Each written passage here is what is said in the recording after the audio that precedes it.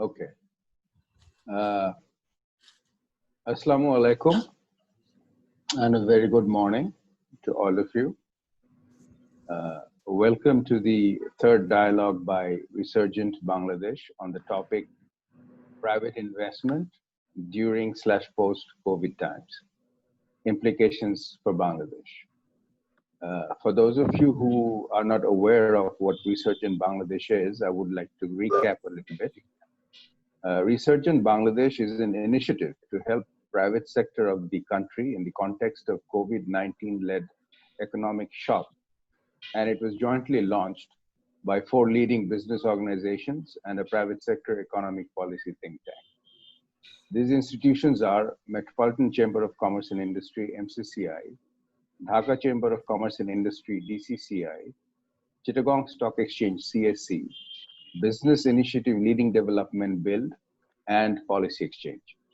The initiative seeks to help the overall economic recovery in Bangladesh by systematic assessment, the impact on the private sector, and develop recovery strategies from the COVID-19 pandemic for key economic themes, providing organized, evidence-based, and actionable inputs or recommendations to government of Bangladesh for preparation of a national economic recovery strategy, facilitating public-private dialogue on necessary government policy actions for stimulating private sector recovery, including input into the budgetary process and enabling the voices of smaller and individual firms regarding their challenges arising from COVID-19 and the support that they require. This platform is meant to help stimulate resurgence of private sector dynamism by undertaking analytical advocacy and policy dialogue initially in 7 particular economic themes, which are manufacturing, services, international trade or exports, SMEs, financial sector, private investment, and agriculture. The Bangladesh government has set a goal of doubling private investment as percentage of GDP in fiscal year 2020-2021. The government seeks to raise the private investment to GDP ratio to 25.3%. However, taking the coronavirus effects into consideration, the government for FY 2020 has already slashed the investment GDP ratio estimates to 12.7% from its earlier projection of 24.2%. Many experts have said the new private investment target in the next fiscal is like daydreaming when the global economy is set to dive into the deepest recession after the Second World War. However, the government is confident about the higher private investment growth in the next fiscal, banking on the government's several fiscal measures and incentives, which was announced in the national budget by the finance minister recently. Analyzing the trends of the last few years in the past, the private investment to GDP ratio has not grown by more than 1.5 percentage points. Hence, the enormity of the task is indeed challenging. If the health situation becomes normal in the next financial year, the private sector's replacement investment will need to be almost double from the government's revised target of 12.7% this year. In addition, it will require boosting the investment GDP ratio by 1.8 percentage points within a single year. I would kindly request those who are not speaking to kindly mute their microphone so everybody can hear. If the government wants to take the private investment GDP ratio to 25.3%, the country will require additional Taka 4.25 trillion worth of investments. It is 125% higher than the current base. The existing industries are now unutilized and underutilized due to the COVID-19 pandemic. After economic recovery, they will first try to use underutilized and unutilized capacity. We must try to look for opportunities and compete with countries in the region to get our piece of the pie of foreign investments and joint ventures. We must re-examine our trade and investment policy, fine-tune our incentive schemes, and have a focused investment promotion and look into domestic and foreign direct investment linkages. Today, we have experts assembled here to talk about the possibilities as well as challenges. The objectives of today's dialogues is, number one, to understand the economic impact of COVID-19 on private investment, including foreign direct investment. Two, gather inputs from stakeholders regarding challenges arising from COVID-19 and suggest developing recovery strategies.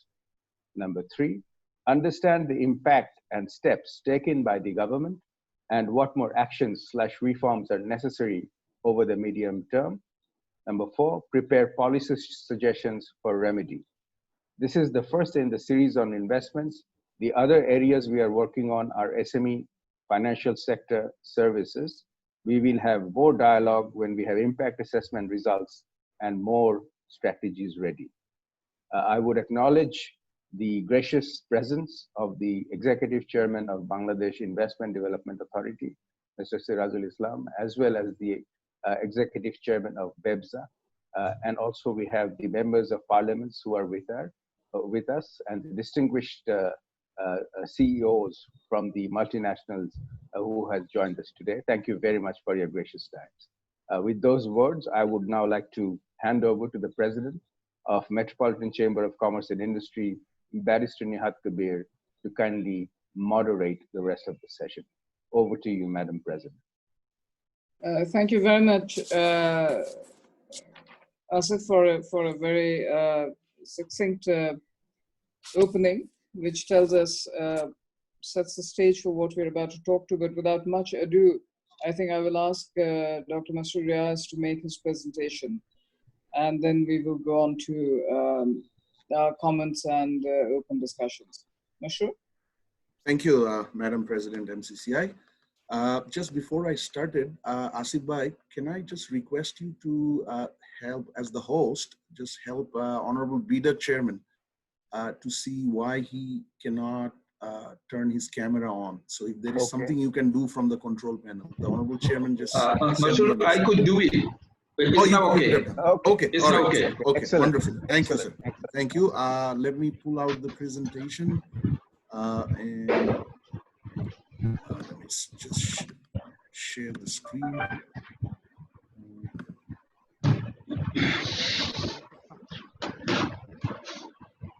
Can you all see the slides on the screen? Yes, yes, you can. Excellent.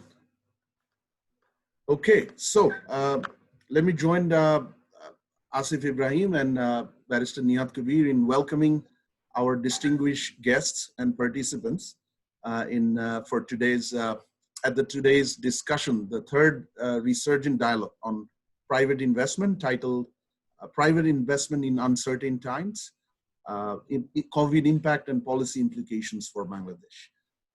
I'm not going to repeat with the core objectives, as our esteemed CSC Chittagong Stock Exchange Chairman, Mr. Ibrahim, already gave a sense of the core objectives of Resurgent Bangladesh and the context behind these dialogues, aiming towards a policy actions, reforms, and policy dialogue with the government to initiate short and medium term reforms and actions for economic recovery.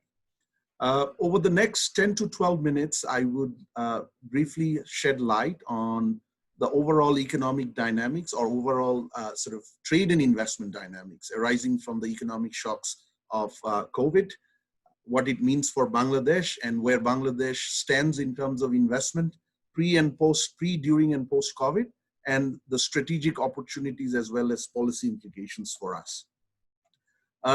So as you all probably have by now seen it enough that what a great shock these great lockdown-led economic disruptions have unfolded. I mean, this great word is being linked to the Great Depression in almost 90 years ago, 1932, since when economic shock of such magnitude and such complexity has really not hit the world. We have an unprecedented simultaneous drop in demand and supply due to economic movement restriction. There was fundamentally not a lot wrong about the world economy right before that. So the world really headed into this crisis due to a health issue, health pandemic, and the economic sort of slowdown and the resultant the chaos is really a sort of sub-product of these movement restrictions, which had economic activities both on the demand and supply side completely disrupted. And as a result, you can see some of the important economic drivers are really on a free fall. The world economy is projected to grow at a negative 4.9%. It's going to contract over the next year. Jobs, which have been the most sustainable way out of poverty and prosperity over the last many decades, 305 million jobs lost over the last since the advent of this crisis, according to the ILO. Global trade, which really determines much of the economic prosperity around the world, is going to go down by up to 30% over the next 1 year. But it looks like investment seems to be one of the hardest hit as a result of this free fall in the economic drivers. UNCTAD projects up to a 40% drop in investment over the next year. And this also has, I mean, if you take it down to a micro level, about 5,000 top multinational enterprises, or M&Es, have revised their earnings projections down by 40%. And as a result, the numbers show that the investments into developing world as well as developed world are going to be much less than the previous year's average. While developed countries like America as well as other economies will fall by, about 25% or so, the developing Asia is going to fall by 45%, primarily because the developing Asia is heavily reliant on export and commodities, and both markets are heavily hit. Africa might lose up to 40%, but at least 25%. And if you look at the infrastructure investments, which the developing countries need a lot more than the developed and emerging ones, the investments there might dwindle by 40%. Cross-border M&A activities, mergers and acquisition, which was becoming a popular method of investments in developing countries due to many complexities about access to industrial land, access to approvals and so on. The cross-border mergers and acquisitions were becoming a popular tool and relatively easier tool for investors to come and start business or invest in a country.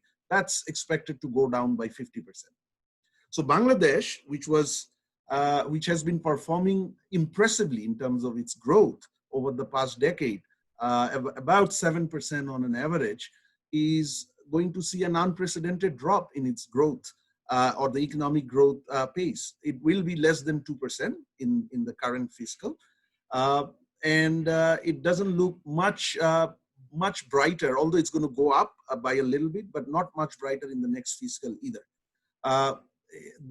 Again, in line with the global economy, the country is losing jobs, which has been, again, a big contributor to its prosperity, to its sort of stellar development performance over the past few decades. According to BIDS, the Institute of Development Studies, 16 million jobs. Many of those, of course, are in the vulnerable community, who sort of make their wages on a day-to-day basis, have been already lost. And a 2 to 4 months projection is that a 2 to 4 months lockdown or economic disruption might lead Bangladesh to lose about 18% of its total jobs. Remittances are likely to go down by 25%. The Gulf countries, which are the biggest source of remittances in Bangladesh, their job markets are expected to shrink by 13% or 3.5 million jobs over the next year, according to the World Bank. Exports, which is the other driver of the external demand, has dropped already 17% in last fiscal. Anecdotal evidence says from RMG sources that the RMG export is likely to be around 23 billion in the next fiscal year, because our export destination markets are in a large economic contraction, US by -8, Eurozone by -10%. Now, this fall in external demand, and then also due to job and income losses in domestic demand, investment opportunities in the two largest category, market seeking, which really thrives on consumer spending in a domestic market, as well as the efficiency-seeking investment, which takes advantage of efficiency of factors of production in a country. In our country, for example, is the labor cost differential, and then in manufactures and exports to different markets of the world, both are likely to fall. The demand in terms of market-seeking investment, potential for market-seeking investment and investment efficiency-seeking investment. And we can see a little bit of that early sign with the fading dynamism in the private sector. Although there is some bounce back compared to April, such as fast-moving consumer goods. We'll hear more from Unilever CEO Kedar Lele, who's here with us. It has bounced back. ICT products are 50% up. But overall, the private investment has been more sluggish than it was in the previous years. The last FY ended with only 12%, 12.7% GDP investment to GDP ratio. I think it is the lowest in multiple decades. We can see lower imports indicating lower capital machinery and raw materials investments. SMEs are hit hard. About 68%, according to a local survey, say they'll have to close down permanently if the lockdown or the disruption persists for more than 4 months. And there is multiplier effect of the export and our ready-made garment slowdown on the backward linkage, on the logistics, on financial services, which are heavily dependent on manufacturing and export-oriented manufacturing. And the services industry, as we know, particularly hospitality industry and retail industry, is extremely hard hit. According to a local newspaper report 2 days ago, 17 hotel projects worth $700 million of investment are now in limbo. Financial sector, we are all aware of the risk or the challenges. They have all been in the run-up to the COVID, but the COVID really intensifies. So that brings up a question or a point that does this descent into sort of less prospective scenario or less or sort of kind of a bleak outlook, relatively bleaker outlook over the next year or two? Do we descend into it from a very rosy picture? Actually not. While in terms of investment, while investment has done some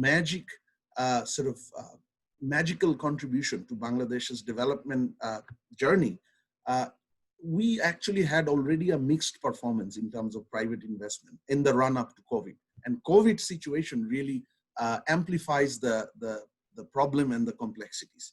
So if we look at the upside of the private investment, over the 5 decades of the country, the private investment emerged as the single most important driver of Bangladesh economy. Share in industry and manufacturing, energy production, aviation, agriculture, which often we tend to ignore how private sector dominated this whole food security, food supply space in Bangladesh is. Even human capital, we are seeing increasing investments in health and education coming in from private sector. And exports and employment are overwhelmingly private sector led.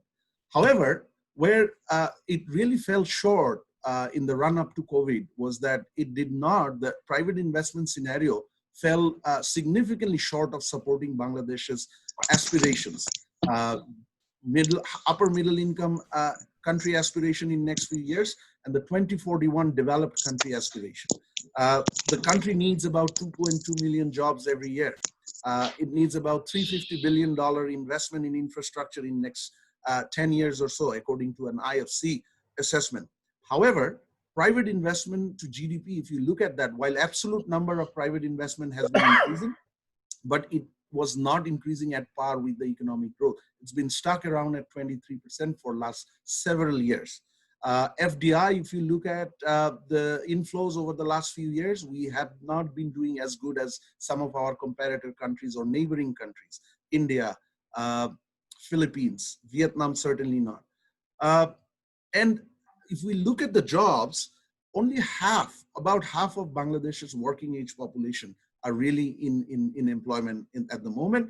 And the overall economic base, while it has strengthened significantly over the last many years, it remains highly concentrated, and the diversification is extremely low and risky. The business climate, if we make it more specific, the issues, it was in need of critical upgrades. We all know about Bangladesh's doing business ranking. Until last year, it was in the bottom 10%, but thanks to excellent efforts by BIDA, doing business reform started, and the early results we have seen, it has come to 168, but it's still low, long way to go. Overall competitiveness, 105 out of 140 countries according to Global Economic Forum. And if we look at some of the worldwide governance indicators, which look at the regulatory quality, again, we fall behind of our South Asian neighbors. Or if we look at the burden of regulation, which is mainly measured through the experience of business community, again, we are far behind many of our competitor countries. However, another upside was that there was clear recognition and consensus across the board among policymakers, politicians, regulators, business community, and stakeholders that private sector investment remains Bangladesh's primary way out of the sort of the poverty reduction, primary way towards economic prosperity, and primary way to reach the development aspirations of upper middle income as well as developed contribution. And based on that, there were a number of early policy issues which were working well. For example, the macro policy is very growth oriented or private sector oriented. There was good push in terms of infrastructure, particularly in power and energy, as well as in the access to industrial lands in the form of zones. And then the trade policy, a couple of reforms have initiated, although I have to say it's moving very slow, the Customs Act, National Single Window, but at least they have been recognized as important elements and started. And of course, in the regulatory governance where we have to go a very long way, but we see the initiation of reforms such as doing business, one-stop shop, and so on and so forth. So the consensus and the recognition is extremely helpful.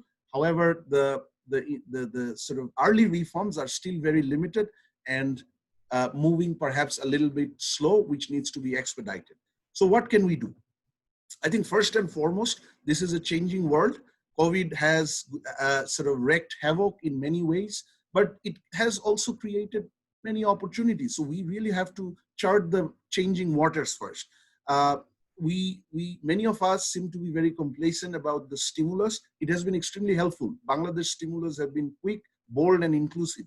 However, stimulus alone cannot help in securing a recovery, complete recovery, take us back to where we were in January or February 2020 and keep rebounding towards the upper middle income country. For that, very targeted and comprehensive policy actions, including reforms, are going to be necessary, which will have to be around the competitiveness agenda. If we look at the changing waters, we see some trends in international production systems, which will determine both FDI as well as local investment to a great extent. We see reshoring, which is not a great news for a country like Bangladesh, which was looking on to sort of exploit more of the global markets through global value chain. Reshoring would mean many countries which had sort of low productions or supply chains far from their borders would bring it to onshore or near shore. But what could be a good news for Bangladesh is diversification of supply chains from concentrated areas, as well as regionalization of the value chain and supply chain production. Likely implications of these, we'll see a bit more deglobalization, slight turnaround. How long that lasts, that's something we have to see. We hope it's not going to last very soon, and the reglobalization will come back to create the same opportunities it created for the world over the last few decades. Large corporations which went into this crisis very cash rich, unlike 2008 global meltdown, are going to further strengthen their positions through mergers, acquisition, perhaps new investments. Supply chain has emerged as the sort of most important worry or sort of solution way forward for the global production network. So we will see supply chain protection or strengthening through investments, diversification. We'll see uptake of digital means, both in infrastructure as well as in business transaction. We have Azman Bhai from Grameenphone today. We'll hear from him how telecom can actually help exploit this opportunity for Bangladesh. And then government around the world the governments are going to be a dominant player in terms of purchase of goods and services over the next 24 months, while the private sector recoups and recovers from the economic shocks. We'll have to, as I said, COVID has wreaked havoc, but there are opportunities if we can look for it in a strategic manner. And as wise men and women say, every cloud has a silver lining. We are pretty sure there is some silver lining, some prospects and new possibilities for Bangladesh as well. For example, we could try to look into investment potential who would like to diversify their supply chain basis, as I mentioned in the previous slide. As efficiency-seeking production or investment are going to take a hit over the next 2 to 3 years, which because of the drops in exports and trade globally, we should be able to exploit, given Bangladesh's rising middle class, rising prosperity and purchasing power, we should be able to exploit a lot more of the market-seeking foreign investments and linked supply chain bases in the country. Shorter value chains and final goods production, they're going to step up their sort of space in the overall international production system. So these are all new opportunities, but in order to take advantage of these opportunities, Bangladesh has to think in an out-of-the-box way. The plain vanilla, reactive, or sort of open-ended strategy to stimulate investment, both by private sector as well as by the government, is not going to work. So we will have to bring in strategic reorientation to deal with the new normal. The new normal is going to hit not only the health and the movements, but it's going to render a lot of changing effect in the way businesses are done and investments are considered. For example, we have to think of what shifts in the global value chain we can take advantage of. We know about the ongoing dynamics and discussions about expansion of production bases beyond East Asia. I will not say move away, because that is not pragmatic. A lot of investments cannot leave, even if they want in a year or 2 years, China and other countries, but they are certainly looking for expansion. How can we latch onto them? We need to think about export potential to attract and anchor more local and foreign investments. For example, there is always a holy nexus between trade and investment, which Bangladesh has taken advantage of, but not very proactively. But it really was in the recipient side of the windfall that was created with the shift of RMG to this country in the late 70s and early 80s. But for example, these 97% goods of Bangladesh, they're getting access, duty-free access to China. It's not only an export potential if one sort of thinks carefully. And I was having a discussion with Honorable Chairman Bida just 10 days ago, and he identified it very rightly that given Bangladesh's labor cost is still much lower, even after you account for the productivity inferiority, the goods which have a higher portion of labor cost in its total production cost, the Chinese or a lot of manufacturers in China, Chinese and foreign, can actually now come and produce it in Bangladesh and ship it back to China, avoiding about 20 or saving about 25 to 30% of customs duty or excess duty. We have to look for more global cooperation, such as FTS, free trade agreements. We don't have one. 5 decades, we'll be celebrating 50 years of independence next year. We don't have an FTA yet. Vietnam has a dozen, and they're sort of riding on these FTAs very strongly, and we can all see the advantage they're gaining out of that. We'll have to look at non-traditional sources of investments. For example, intra-region investments from South Asia hasn't been something that we benefited from, and that goes for all the South Asian countries. While a recent World Bank survey on Vietnamese industries are in a certain sector identified that about 86% of their investment came from ASEAN, East Asian Pacific and ASEAN countries. South Asia intra-region investment as of 2018 was about less than 1%. So you can see the opportunity we have.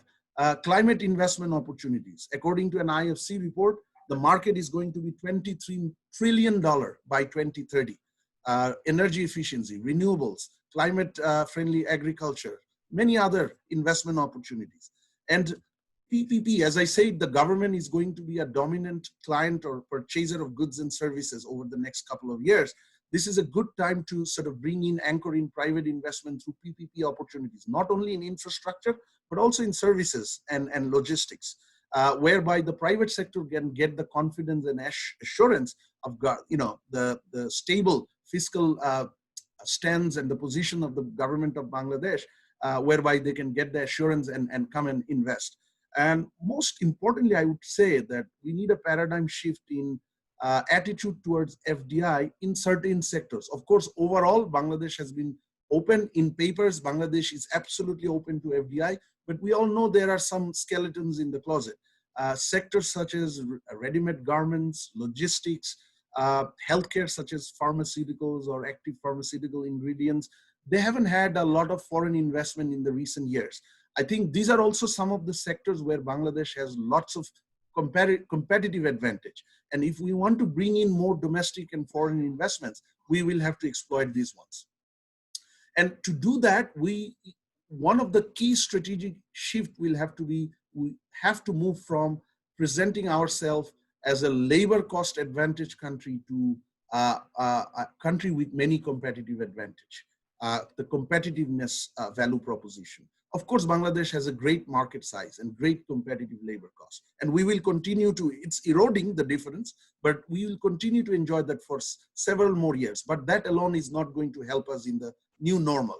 We have to talk about our standards for better market access. We have to talk about our standards so that global large farms, flagship farms can come and sort of produce and sell their businesses without having to worry about intellectual property rights or other forms of product alterations. We have to close the gap between what the regulations say in papers and how they are enforced on the ground, the regulatory implementation gap. If we want new industries, new sources of investment into new industries, new export and domestic industries, skilled labor, we all know it's been being talked about over and over again. We haven't made much headway yet. We have to look into that. Cross-border movements, we have to make it much easier. Bangladesh's trading across border rankings, logistics performance rankings, they have been deteriorating. Again, there are some movements we have seen in the form of a new Customs Act initiatives to move to a new Customs Act, national single window, but it appears they're moving very slow. In order to beat the economic sort of impact of COVID, we will have to expedite and go into a new normal in terms of reforms and reform implementation.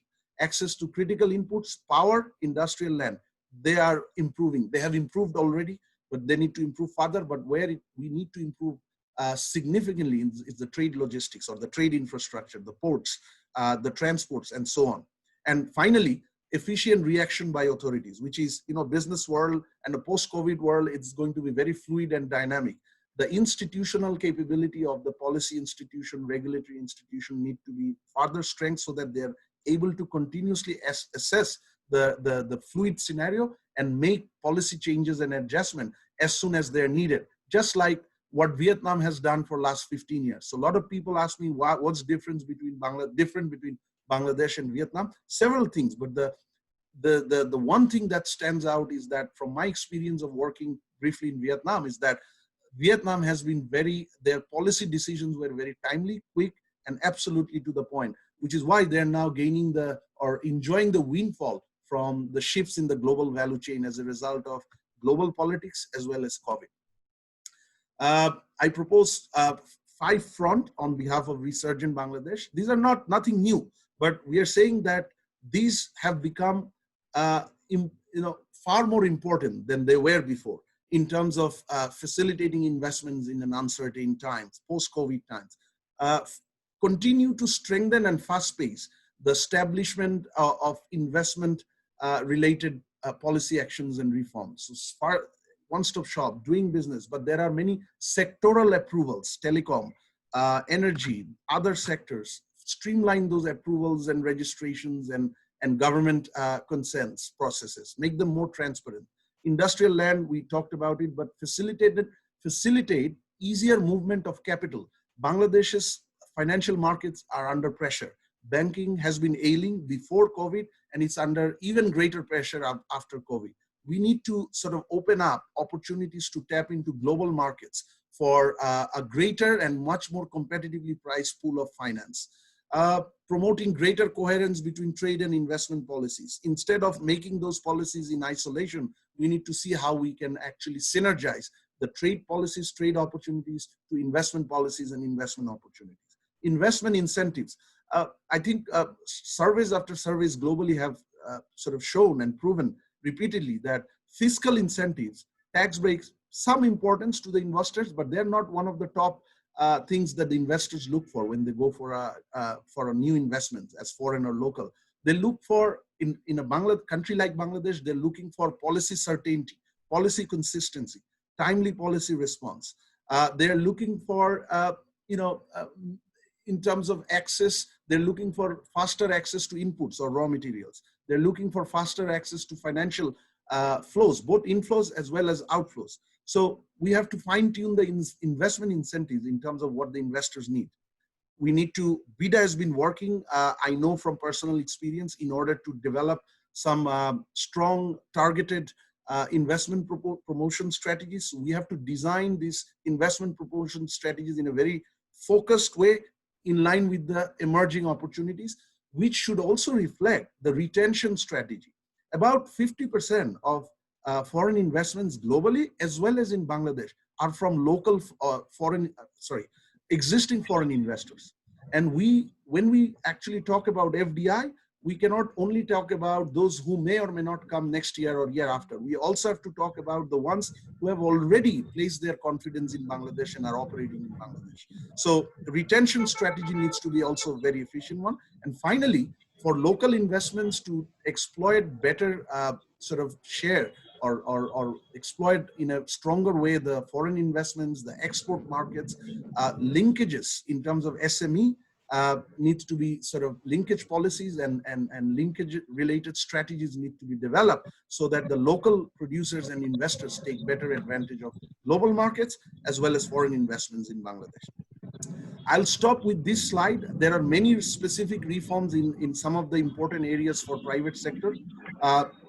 This is not an exhaustive list, but a lot of these are actually priority reforms in terms of what we have been hearing from investors existing as well as potential local and foreign, as well as through many analytics.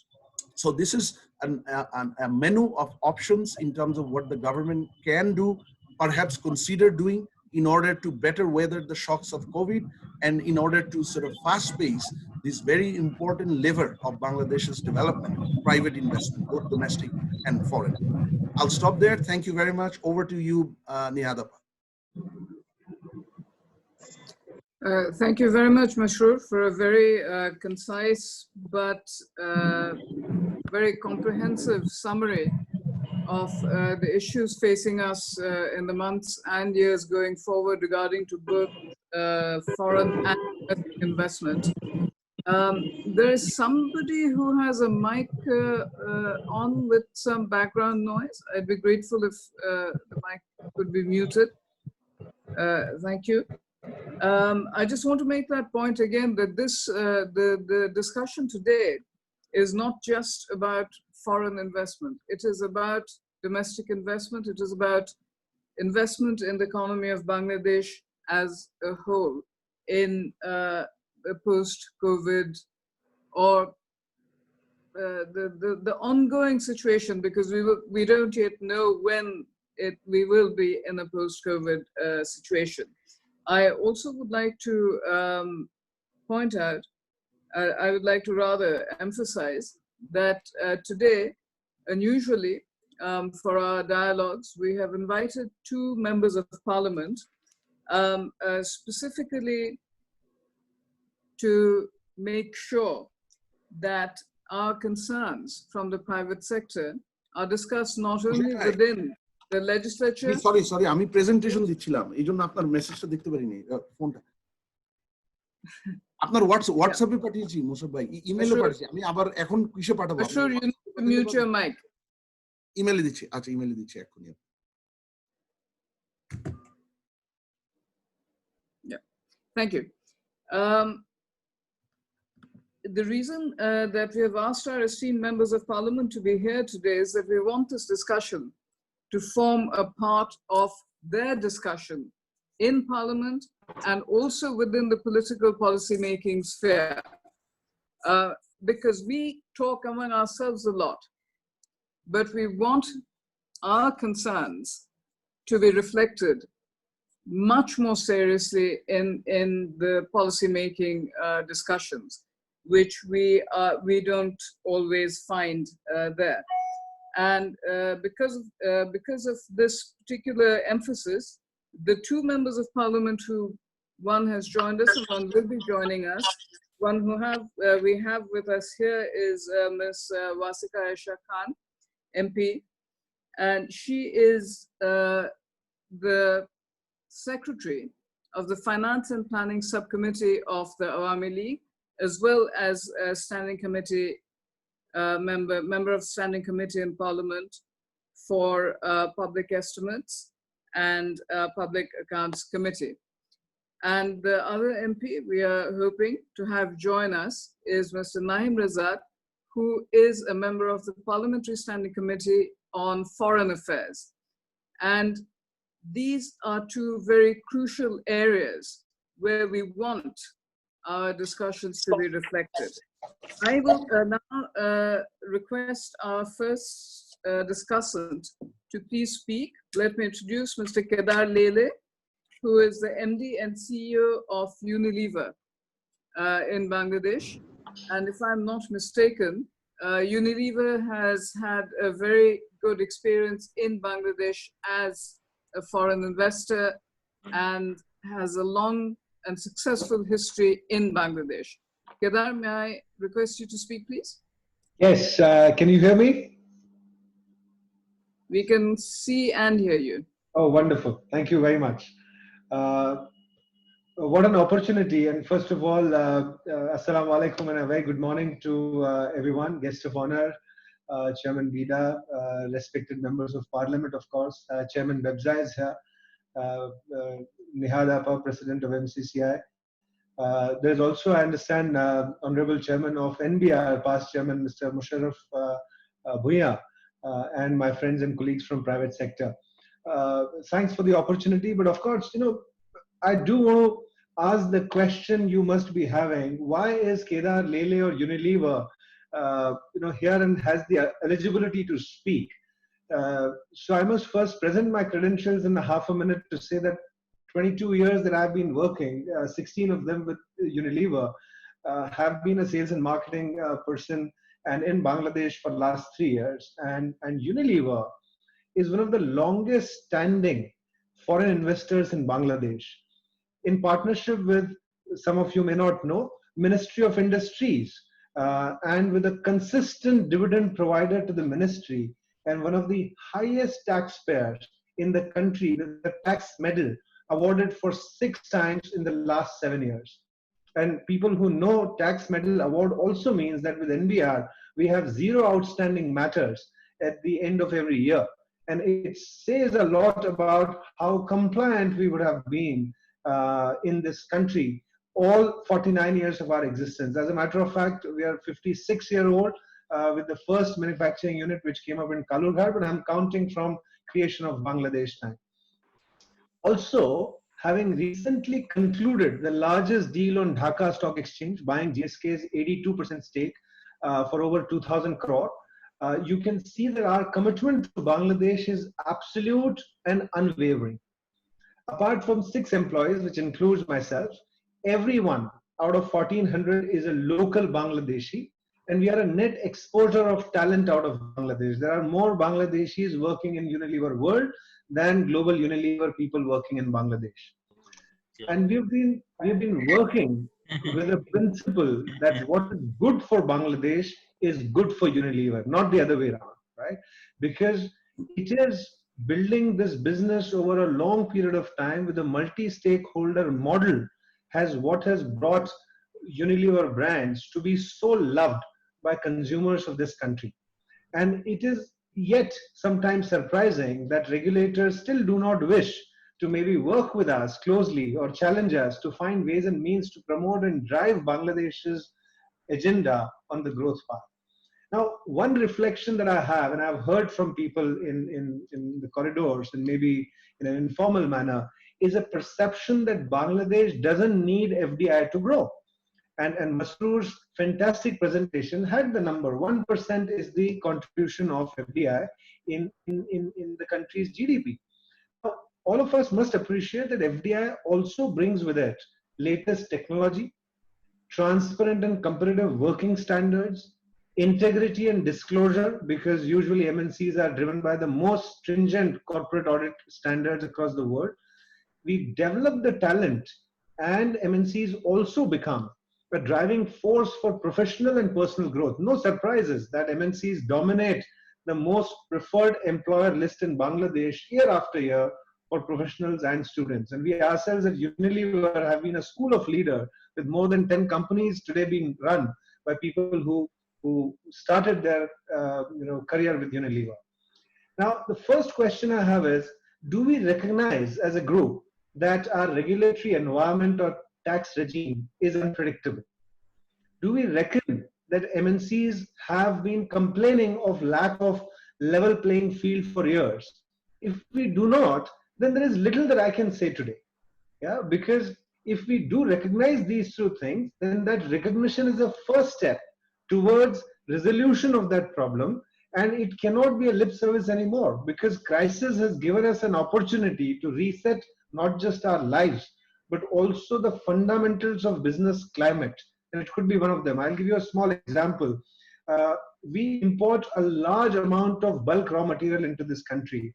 And I had been working with Indian High Commission and Railway Department, and we didn't have the ability to start bringing that material through rail wagons.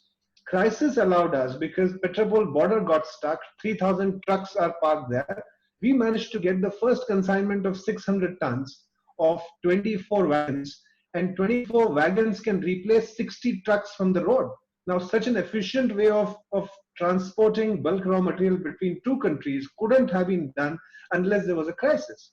Now, Masroor's slides have been quite telling. So I have very little to add there, but I want to pick up 3 areas from my perspective, and I'm hoping it will represent the larger MNC feedback as well. The first, and I want to be a controversial statement here, is we do not want government to reduce taxes. Please do not reduce tax rates, because we expect that you can make the implementation simpler, unambiguous. Can we be devoid of those SROs which come out later, and straightforward? Having adopted VAT years ago, now please don't tinker with the basic philosophy of value chain inputs and output taxes.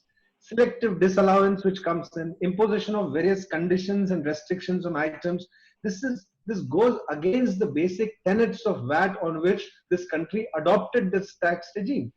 Yeah, of course, if I had a benefit of time, I could have given you a nice story, but maybe for some other time. Fact is, the country requires to expand the tax net and bring others into the net, instead of going after the taxpayers and saying, can I have another pound of flesh from this business? It is not working.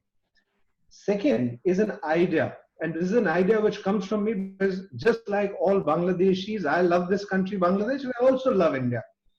Now, there has been a sector which is getting all the focus for 20 years. And I'll not name, because Masroor has said this.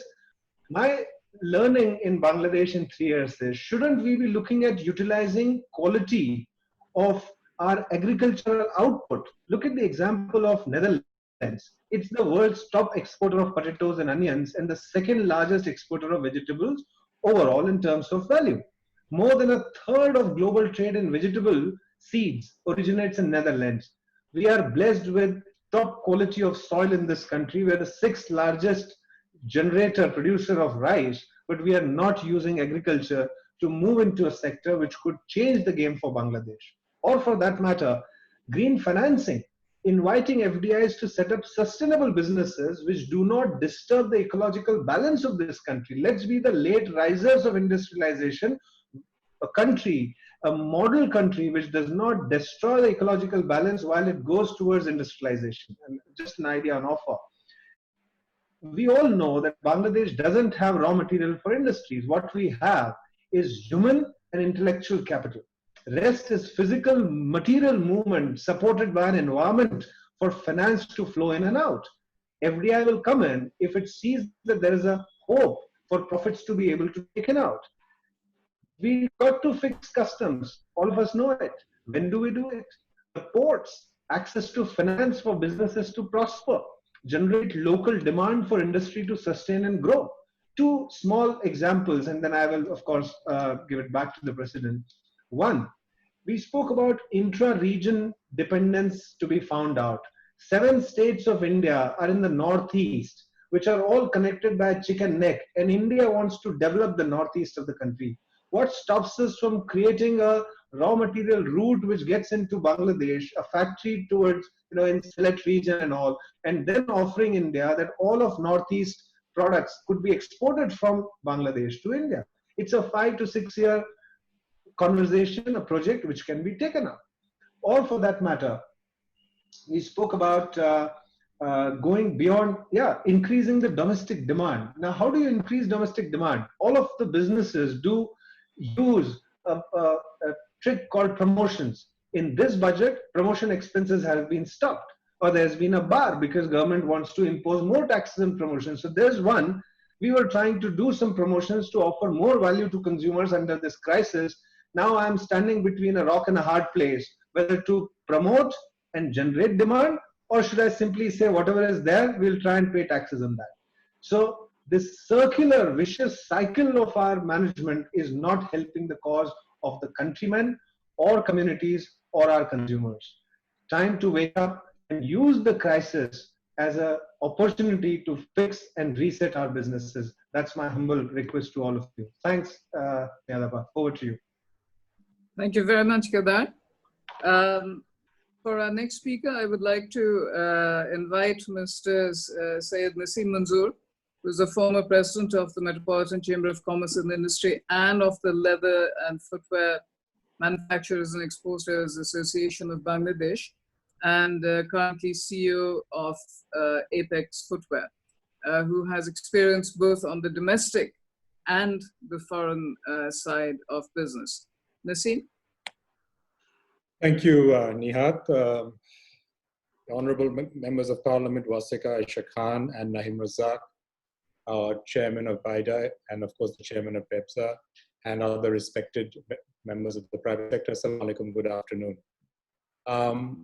As a member of the private sector of Bangladesh representing a Bangladeshi company, I'm really, really happy to be part of Resurgent Bangladesh and to talk about what Bangladesh needs to up our game. I'm going to start with the points that Masroor made in his paper. And I quote something that he said, that crashing exports have adverse multiplier effect on the wider private sector. And we can see that across the economy. The company that I represent works both for export as well as the domestic market. We operate also in the services and the finished product segments of the economy. And to give you one example, footfall traffic into our 252 stores across Bangladesh have dropped from about 6.5 lakh visitors a month to 1,47,000 visitors a month. That's a drop of over 70%. This is the kind of numbers that we are seeing on the domestic. On the export, we all know the numbers. Our customers in the US, of the so-called developed world, whether they are European, English, or American, are either facing excess stock, or they're facing bankruptcy, a massive liquidity crisis, or they're facing unsold inventory, which forces them to reduce their buying. So export demand has also crashed.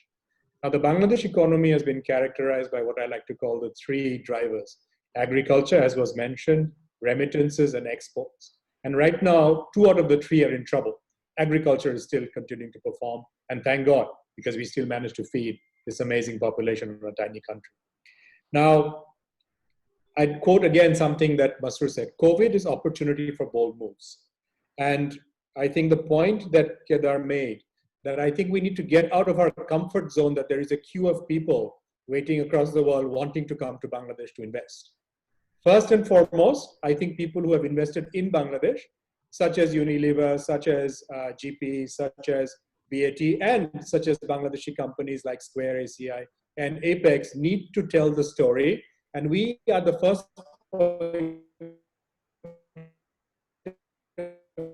context investors, how are you doing? Are you reinvesting? As you've talked about retention strategy. And I think that's where we are failing to actually deliver a positive story. We need to be asking why more and more investment is not coming back from existing investors. And I think now with COVID, Bangladesh is no longer the exotic or as much as alien land to invest, A, because of cost advantages, which we already knew, but also because of market size. Specifically, Bangladesh offers an ability to scale up with quality, meeting international global standards of compliance and remaining competitive at the same price. There are very few countries that offer these three things. You can scale up, you can meet international standards, often beat them, and you can remain competitive. Hard combination to beat. So what we need, couple of suggestions. First, and Masroor mentioned this, facilitate movement of capital. I would go one step further. The Foreign Exchange Regulation Act of Bangladesh is outdated, archaic, and needs to be completely thrown out of the window and looked at again. If you're not going to allow exporters and companies in Bangladesh to be able to transact international deals, to be able to move as the market responds, we will get left behind. It's Foreign Exchange Regulation. Second, customs. And again, this was touched upon by Kedar. If you look at relocation opportunities in the manufacturing space, and people are looking seriously at Bangladesh, people want to pick up existing plants and move them to Bangladesh. The current customs rules do not allow that. You can't move in used equipment. There needs to be more flexible laws to allow that. Third, I think we have to prioritize not just incentives, because as you've heard, incentives are not the top three drivers, but we have to look at what are the counter erosion of preferences that are happening. The FTAs are a major threat to Bangladesh export growth. Vietnam, Pakistan, India, Sri Lanka are taking away the preferential market access to 3 billion people across the globe that we had. Bangladesh needs to counter. And the fact that we have not delivered a single FTA is still quite sad. Last but not least, I think we talked about the paradigm shift in attitude. And I would stop here by saying that Bangladesh offers not only competitively priced labor or freedom access to markets, but also allows a tremendous potential market. Now, we have to allow foreign investors, as we've heard before, to come in, not just because of the dollars they bring, not just because of the know-how that they bring, because it follows then that local companies also up their game. And I'm very proud as a Bangladeshi corporate that the investment story in Bangladesh has been private sector driven, but so far has been also local private sector driven. The Bangladeshi private sector now needs to open up our minds and encourage and welcome foreign investment as partners, as healthy competitors on a level playing field, and as potential ways to then unlock value in our own businesses. So I would stop by saying, I really, really think that this is the chance for Bangladesh to do many things that we have not dared to do in the last 25 years. And we have the BIDA chairman, we have the BEPSA chairman, we have policymakers like the past NBR chairman. I would focus, again, just to recap, on three areas. Bangladesh Bank, the Foreign Exchange Regulation Act, the Customs Act, and as was pointed out by Kedar, I agree, SROs are a nail in the coffin of policy continuity. And when you cannot know what your cost structure is going to be, because import duties change year on year, very hard to make long-term investment decisions. Third, skills. We must become much more open to allowing both international talent to move in and Bangladeshi talent to move out. And here we have our Member of Parliament, Naheem Razak. I will reach out to you specifically and say, I think our rules on work permits, on visas are archaic and are deterrent to foreign investment. I will reach out to our Member of Parliament for Finance from the subcommittee of the Awami League to say, please look at that Foreign Exchange Regulation Act. We are ready from the MCCI and Resurgent Bangladesh to help redraft it. And please, we need an update and a complete reversion to VAT as it was designed and it was meant to be practiced. Some of the things that have been done in this budget are absolutely self-destructive, will not attract FDI, will in fact deter local investment. We need to fix those now. Thank you very much.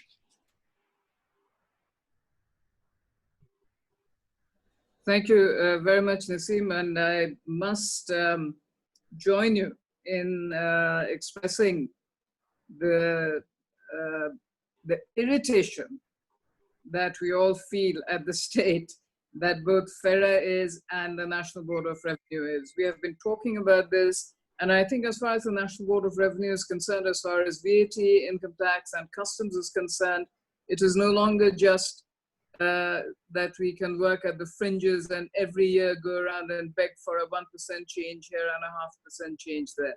There has to be a fundamental change in how this institution works and in how this institution is actually formed. We have two former chairpersons of NBR who will speak later, and I will actually pose specific questions to them on that. With that, I would like to go on to Mr. Yasir Azman, the GP CEO, perhaps one of the biggest employers now in Bangladesh, and investors also. Yasir?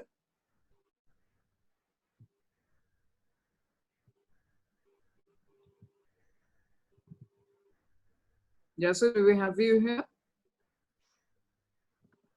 Yes, Manbhai, can you you hear? have to unmute. Yeah. Thank you, Nihat Kabir, President MCCI, our guest of honor today, Chairman Bida. I see our ex-NBR Chairman also one of the audience, and probably he will talk today. Chairman Bepsa and honorable members of parliament, and my friends and colleagues from the industry and from the private sector and foreign investors. Thank you very much. What an basically deliberation from all three of you, Masroor Reza, then Kadalile, and then Nasim Manzoor. I think most of the things being covered. I just want, without basically taking this introduction too long, I just bring the Grameenphone just to visualize this company as one of the foreign investors in Bangladesh, which is such an example of foreign and domestic investment, which back in now 25 years, with such a leadership from the government side, and think the difference between probably today when Kedar talked about Unilever versus if I talk about Grameenphone, that this foreign investor, one of the early basically investment from this investor in Bangladesh, coming from a long history of,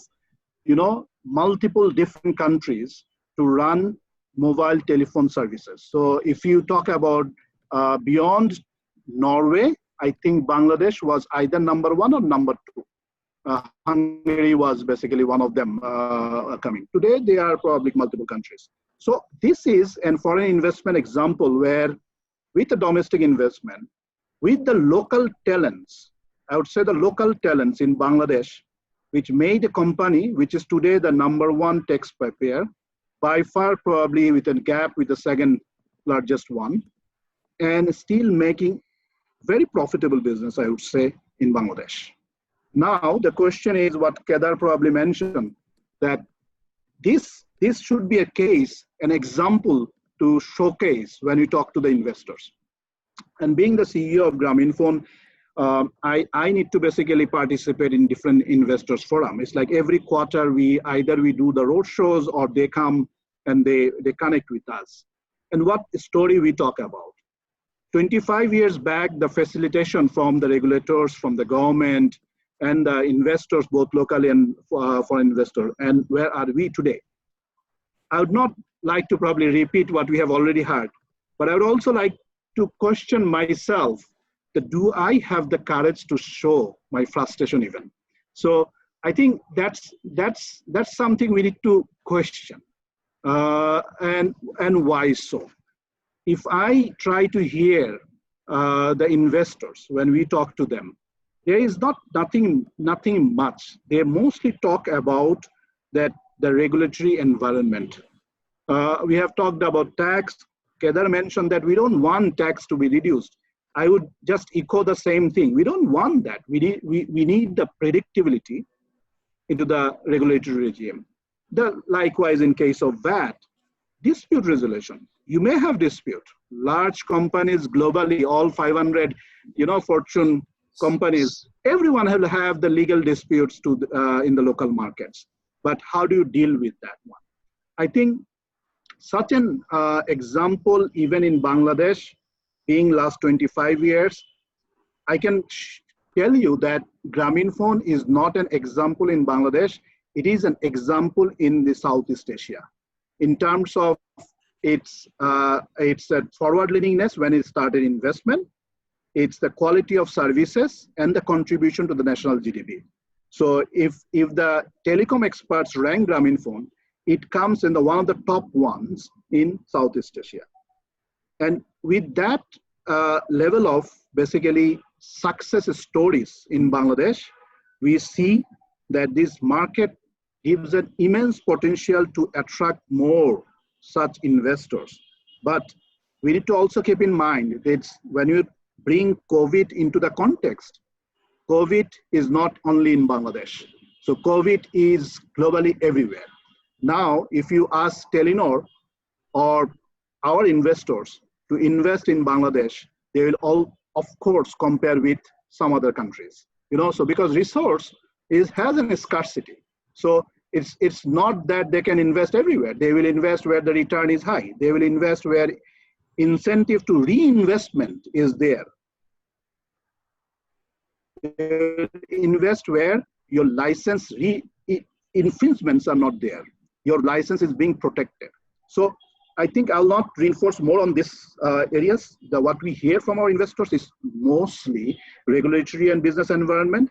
At the same time, we have an huge basically confidence on this market, and that's why these investors continue investing in this market. And even this year, probably Grameenphone will be the highest foreign investment in Bangladesh. But the question is, are we taking the opportunity what probably COVID is providing to us, or the challenges it brings on our table, and how do you would like to take that opportunity and bring back the story of what we have seen 20 years back with the same government, with the same regulatory? I think if we question that what is the difference between these, in between these 25 years, I would say that we will get the answer. And I have basically full confidence in this market. I would like to end with a statement or an information that my understanding, I have worked from Telenor in Bangladesh, Pakistan, India, and I have been from Norway, worked for 5 of their European countries. I have not seen such a talented pool of resources Bangladesh can provide with a resilient attitude to win every day. So, but we are not probably known as for that. We are known as labor competitiveness or cheap labor. We are not known as what others things we can provide with a little better regulatory regime in Bangladesh. Thank you.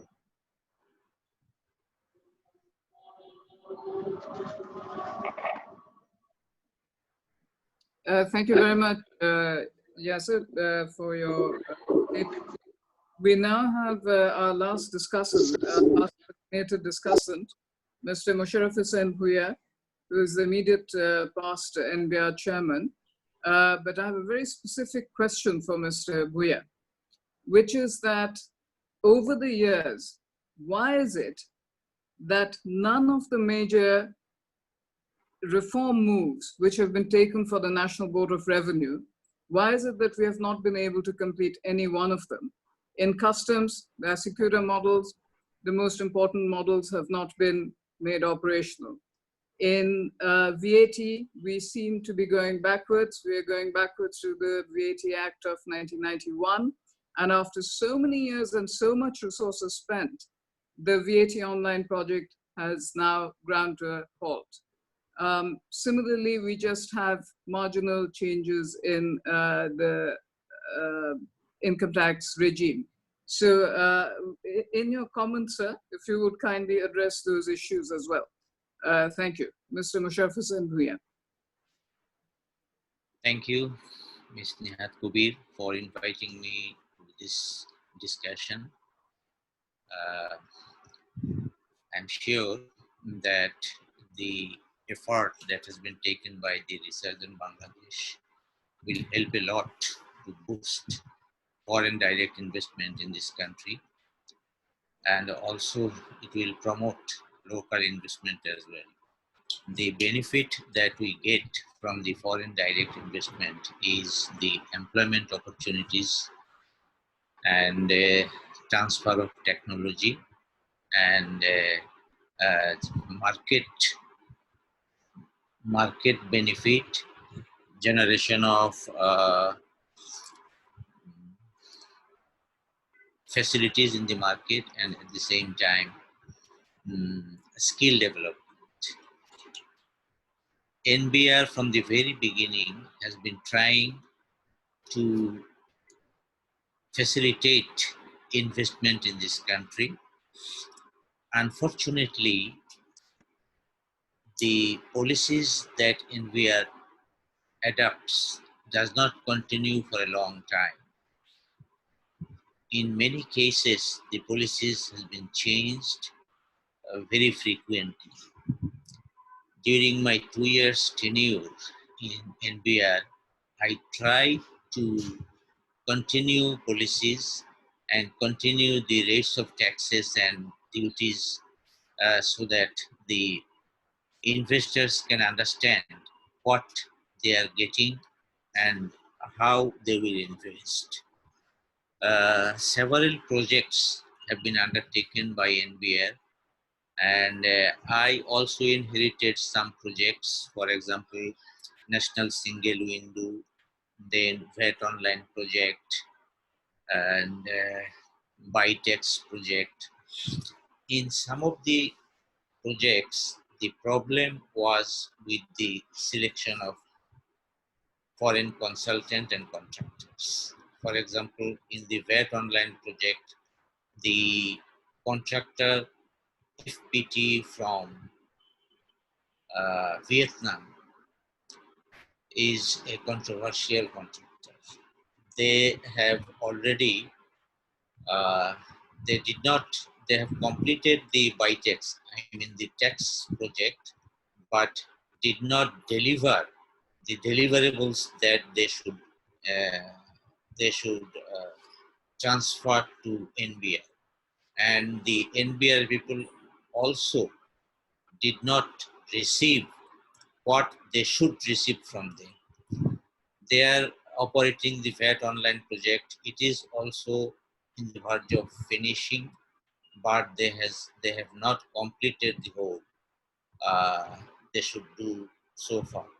During my tenure, I tried, and I also tried to convince my officials that you should take the ownership and you should see how the projects should be successful. Now the National Single Window project is in operation, and I am glad that PricewaterhouseCoopers has been appointed as the consultant and contractor for this project. Hopefully, they will do their best to improve substantially, and this project, National Single Window project, will be able to facilitate business and to streamline and strengthen the bondage between National Board of Revenue with the business entities. Possibly you have come to know that the customs law has been submitted to the Parliament. I submitted it during the financial year 2018-19. It was given to the Parliamentary Standing Committee. After the completion of the financial year, I had to submit the law again in 2019-20, but it has not yet been enacted. So again, in the current financial year it will have to be fixed. So if this customs law is enacted, hopefully it will give some relief to the businessmen for streamlining and simplifying many rules, which will be helpful for them. What I understand, the facilities that has been given by National Board of Revenue to the business persons are not bad, I should say. The 1% tax and customs duty for import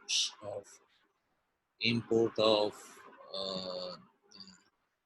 I should say capital machineries, and 5% for raw materials is sufficient, and at the same time the bonded warehouse facilities for export items. So if these are continued, the main problem in our National Board of Revenue system is continuity of officials in the custom houses, and sometimes the officials misinterpret laws. Otherwise, the laws are not laws are more or less congenial, and for that matter, the foreign direct investors like Unilever, GP, BAT, Japan Tobacco, Nestle, Robi, they are doing very well, and they also are not against the rates and taxes that they are getting, but always they will complain against the officials. I mean, the implementers of the National Board of Revenue. So the always, I should say, the Metropolitan Chamber, FBCCI, Dhaka Chamber should keep contact with NBR people, and this contact, personal contact, helps I mean solving many issues and many problems. And I have left NBR. I talked to my colleagues, former colleagues, to run the projects efficiently and to make the projects successful. Hopefully, the present chairman and the officials will take care of the projects so that they are successful, and facilitate the trade, as well as helping the investors, domestic investors, as well as the investors coming from outside. Thank you. Thank you very much, Mr. Bhuya. I must say that I've always found you a very, very responsive chairman of the National Board of Revenue. But I think fundamental change needs to be made to this very key organization. And chairmen are placed there, were there for a year and a half, 2 years.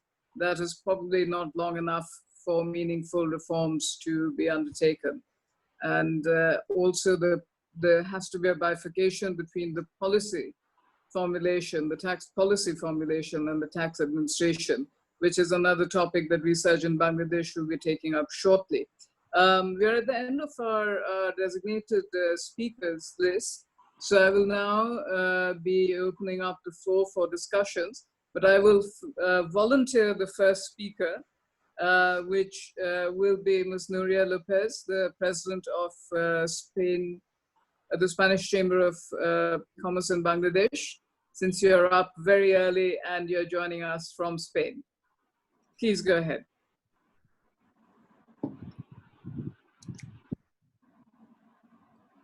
Sorry, you need to unmute your mic, Nuria. Okay. Thank you for giving me the floor, and just very, very brief because it's been very long. Hello to everybody.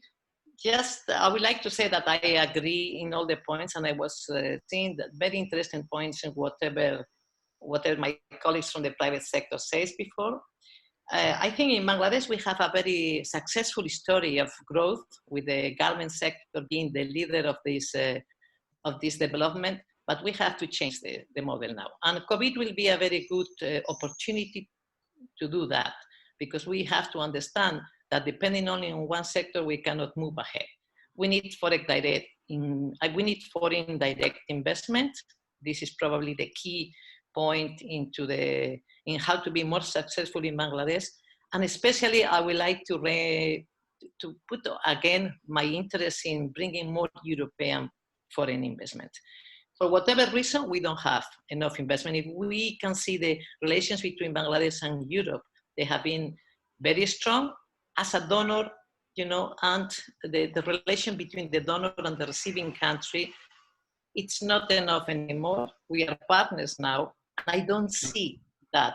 I don't see that we are partners as normal, as equal partners. Now we are not the poor country anymore. Bangladesh is moved ahead. We need to understand now that we have to see Europe as a partner in the development. Europe also has to see Bangladesh. What I see is always that relation. I don't see any leaders from Europe coming to Bangladesh. I don't also see many diplomatic relations. When we are talking about private investment, I'm talking about partners, not again as a donor, because I have seen many people coming from Europe to see the Rohingya camps and things like that, but I haven't seen any delegation, a strong delegation with ministers and in the top levels to introduce that. I took personally myself into branding Bangladesh.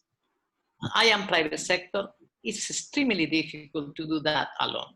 Without the diplomacy, without the opening the doors into the different European countries in the very high level, it is going to be very difficult to attract this investment into Bangladesh.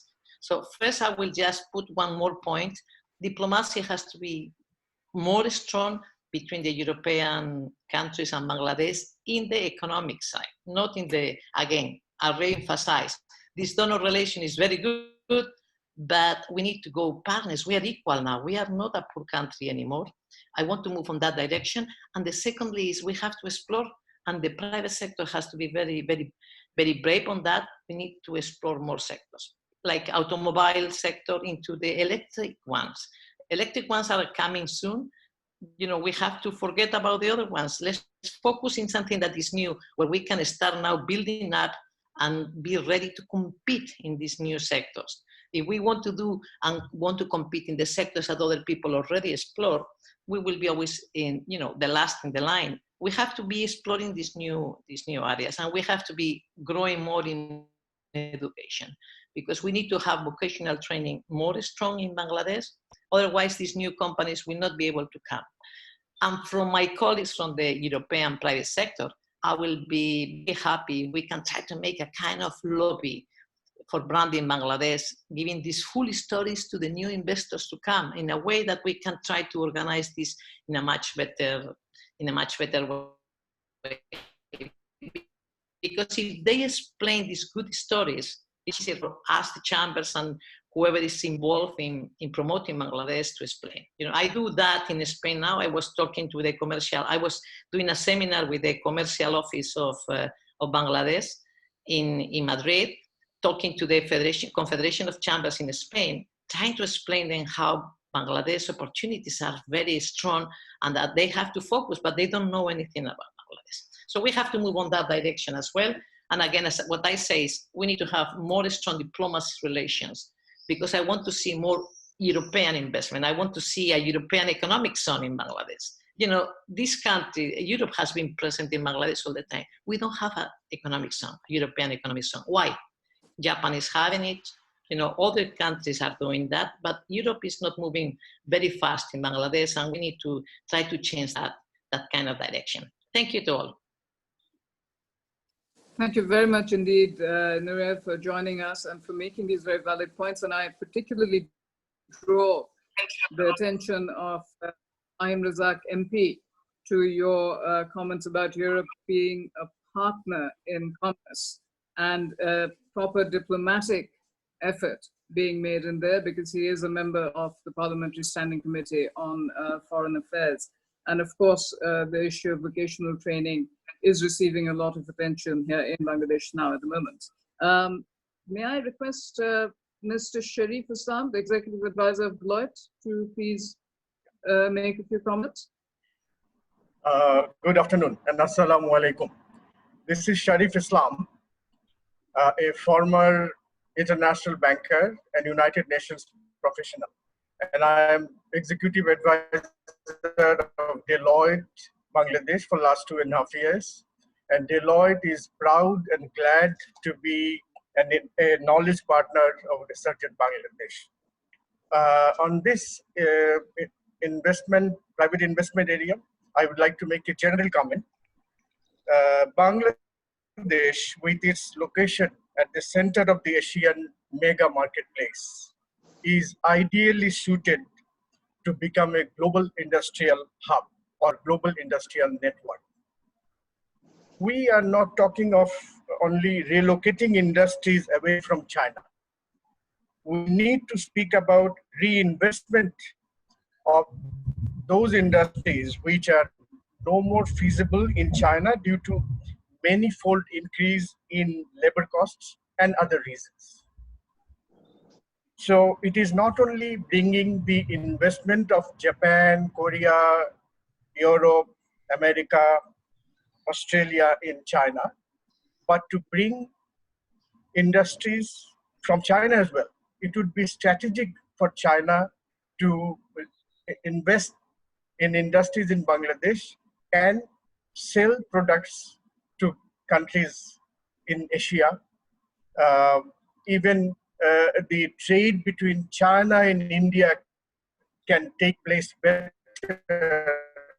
if the production is done in Bangladesh. That way, so Bangladesh, the one reason why Bangladesh should be an attraction is that the country is endowed with abundant, educated, and motivated workforce. We must utilize our workforce. And Bangladesh can become the production conduit for growing trade between the countries in Asia, China, India, Japan, Indonesia, moving to Australia and Europe, and also to the whole world, the global marketplace. So that is the context we need to have, that we are a right place for the next, for beginning an industrial hub idea and make Bangladesh an industrial hub for various, many benefits that we can offer. Thank you. Thank you very much. I would like to now request Dr. Nasiruddin Ahmed, the former chairman of the National Board of Revenue, to kindly say a few words. Yeah, thank you very much, Mr. Niyat Kabil and others. So actually, I've heard a lot of discussion. My experience of working at the NBR, I was served for the most part, about 4 years, 3 years and 9 months actually. Problem, you see, I left a modernization plan for 5 years, but after my departure, it hardly worked. So that is the problem. The leadership changes, policies changes, administration, a lot of things are there. The continuity of this is very important. So I would request the private sector, our colleagues and others, so please have some strategy that should be integrated with the 8th five-year plan. And the so covering the 5-year modernization plan, which these ad hoc basis changes in Finance Acts or Finance Bill, that should be done with. So, and I think the private sector, the proponents of the this Resurgent Bangla initiative, it's a very good initiative. So you please take up this very thing, and we will be helping you. But one important point I experienced while I worked not only at the NBR, at the Anti-Corruption Commission, in other ministries, is that the mindset of the civil servants. That's a major problem everywhere, actually. So it's difficult to go. So if we don't practice new public management or anything like that, because there are laws, rules are there, policies are there, but when you approach anywhere, maybe in the NBR or other places, so there are a lot of problems, hassles, harassments. Generally, there are exceptions are there. So things should be done online. But there are some conflicts of interest inside, outside. That was hampering like that. So my request will be that. So let us work out a 5-year plan for the National Board of Revenue and also for other sectors. And and that will be jointly done by the government and the private sector, the Resurgent Bangla initiative. That's very important. Another point I think which has not emerged from the discussion is the CPI, Corruption Perception Index. Since I worked at the Anti-Corruption Commission, so when any foreign investor wants to invest in Bangladesh, they look at the CPI index and other index, cost of doing business. So our ranking is still very good. So we have to work on that. So that is very important. How the governance issue is very important. And finally, economic diplomacy is more important to attract foreign investment. Thank you very much. Thank you. While Barrister Nihat Kabir is trying to reconnect Wasika Aisha Khan MP, let me step in for her. May I now request Mr. Rashidul Islam, Secretary General of Economic Reporters Forum, to share his remarks. And Rashid Bhai, would appreciate if you kindly limit it to 3 minutes. Thank you. Thank you, Thomas. Can I speak Bangla, Rashid Bhai? We have a few non-Bangla speaking participants, so perhaps I think he should speak in Bangla because majority we are Bengalis here. Better for him. Okay, maybe please. Thank you. Masrur, if you can. Yeah, sure. If that is comfortable, please go ahead. Thank you, Resurgent বাংলাদেশের তৃতীয় সংলাপে আমন্ত্রিত উপস্থিত অতিথিবৃন্দ, panelist এবং আমার সাংবাদিক সহকর্মী বন্ধুদের শুভেচ্ছা জানাচ্ছি। আমি একটি বিষয় এখানে উল্লেখ করতে চাই সংবাদ মাধ্যমের মানুষ হিসাবে। আমরা যখন দেশের ইনভেস্টমেন্ট প্রমোশনের কথা নিয়ে আলোচনা করছি, তখন আমরা আন্তর্জাতিক গণমাধ্যমের কয়েকটি খবর আমরা দেখেছি যেগুলো আমাদের দেশের ভাবমূর্তি ক্ষুণ্ণ করেছে। যেমন আমি একটি বিষয় গত পরশুদিন বিবিসির একটি শিরোনাম আমি আপনাদেরকে শোনাতে চাই। বিবিসির একটি শিরোনাম করেছে যে করোনা ভাইরাস পরীক্ষার অনিয়ম বিশ্ব থেকে বা বিচ্ছিন্নতার আশঙ্কা বাংলাদেশের সামনে। আপনারা জানেন যে আমাদের দেশের করোনা ভাইরাস রিপোর্ট নিয়ে অনিয়ম হয়েছে একটি প্রতিষ্ঠানে, 2টি প্রতিষ্ঠানের বিরুদ্ধে অনিয়ম হয়েছে, যেটি আমাদের আন্তর্জাতিক মিডিয়াগুলোতে বিবিসি, রয়টার্স, এপি সব আন্তর্জাতিক মিডিয়াতে ফলো করে সেটি প্রচার করা হয়েছে। এতে আমাদের কিন্তু এক ধরনের ভাবমূর্তির ক্ষুণ্ণ হয়েছে। তো আমি মনে করি যে আমরা যখন এই ইনভেস্টমেন্ট প্রমোশনের কথা বলছি, আমরা যদি গভর্নেন্স এবং কমপ্লায়েন্সের জায়গাগুলোতে বেশি করে মনোযোগ না দিয়ে কোভিড পরিস্থিতির মধ্যে, তাহলে কিন্তু আমরা এই কোভিডের কারণে আমাদের প্রেজেন্টেশনে যেটা বলা হচ্ছিল যে আমাদের অপরচুনিটি তৈরি হয়েছে, আমরা মার্কেট বেনিফিশিয়ারি হতে পারি, সেই জায়গাগুলোতে আমরা কিন্তু সুযোগটা কাজে লাগাতে পারবো না। এক্ষেত্রে আমি আমার ঠিক পরামর্শ না, আমি ব্যক্তিগতভাবে মনে করি যে আমরা যদি কোভিড-19 এই টেস্টের যে অনিয়মের কারণে আমরা একটু ভাবমূর্তি আমাদের ক্ষুণ্ণ হচ্ছে, সেই জায়গাতে যদি আমরা একটু রিকভারি করতে চাই, বা আমাদের যে সবার থেকে সবাই যখন ওপেন হচ্ছে তখন আমরা বিচ্ছিন্ন থাকতে পারি না, সেই জায়গাতে যদি আমরা সেই সংকটটা যদি আমরা মোকাবেলা করতে চাই, আমি মনে করি যে আমাদের একটি গ্রহণযোগ্য টেস্টের ব্যবস্থা করতে হবে, যে টেস্টের গ্রহণযোগ্যতা আমাদের দেশের না দেশের বাইরে থাকবে। সেক্ষেত্রে আমরা একটা আন্তর্জাতিকভাবে সুনাম আছে এমন কোনো প্রতিষ্ঠানকে, কেবলমাত্র যারা বিদেশগামী যাত্রী তাদের ক্ষেত্রে আন্তর্জাতিক ভাবে সুনাম আছে এমন কোনো হসপিটাল বা কোনো প্রতিষ্ঠানকে দায়িত্ব দেওয়া যেতে পারে, যাদের রিপোর্টটি দেশের বাইরে গ্রহণযোগ্য হবে। সেই রিপোর্টটা একটা সার্ভারে থাকতে পারে, তাদের নিজেদের সার্ভারে, যে শুধু যাত্রী না, যাত্রীর আপনার ইমিগ্রেশন না, আপনার বিমানবন্দরে বা ইমিগ্রেশনে যেটা থাকলে আমরা হয়তো আশা করি যে আমাদের সেই যে মানে আমাদের দেশের যে ওই করোনা রিপোর্ট নিয়ে আমাদের যে এক ধরনের ভাবমূর্তির মধ্যে আমরা আছি সেটাকে কাটিয়ে উঠতে পারবো। Thank you. আপনাকে অনেক ধন্যবাদ রাশেদ ভাই। We have as our next speaker from the floor, Mr. Abul Qasim Khan, the president of BIL and former president of DCCI.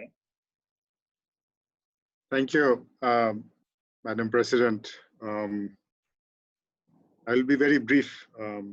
I just want to highlight that the window of opportunity for Bangladesh still remains open.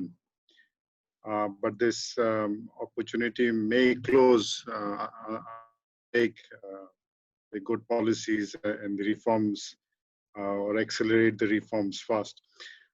Just to highlight some of the advantage that Bangladesh has, obviously our location, we are between two economic giants of India and China.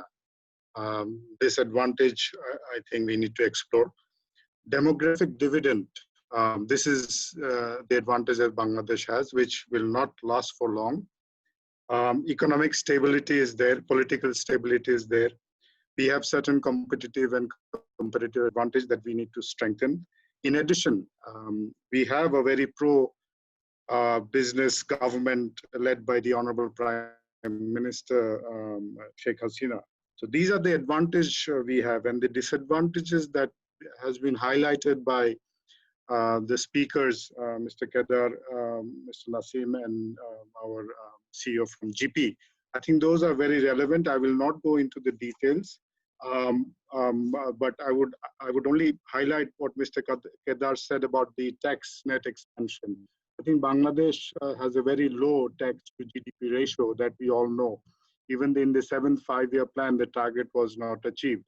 So this is where Bangladesh is falling behind, and that's why businesses who are paying taxes are always kind of in the list of NBR to squeeze them further. So this is where all the harassments, all the the problems start. Here we have two honorable MPs of Parliament. I would like to draw their attention. We have very good policies, no doubt. If you do a policy mapping between Vietnam, Bangladesh, and India, we'll probably be quite good in the policy level. And at the high level, government level, if you talk about senior officers, we are always given the assurance that everything is good. We have, we all get the support, the confidence of the policy planners at the highest level. But when you go down at the reality level, at the ground level, we are faced with enormous problems. The policy planners' mindset and the staff at the desk level are not the same.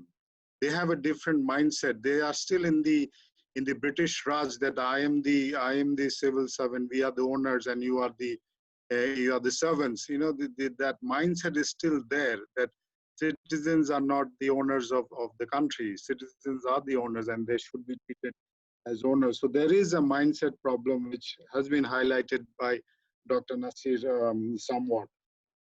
So the policy level mindset needs to be changed. This is something very important.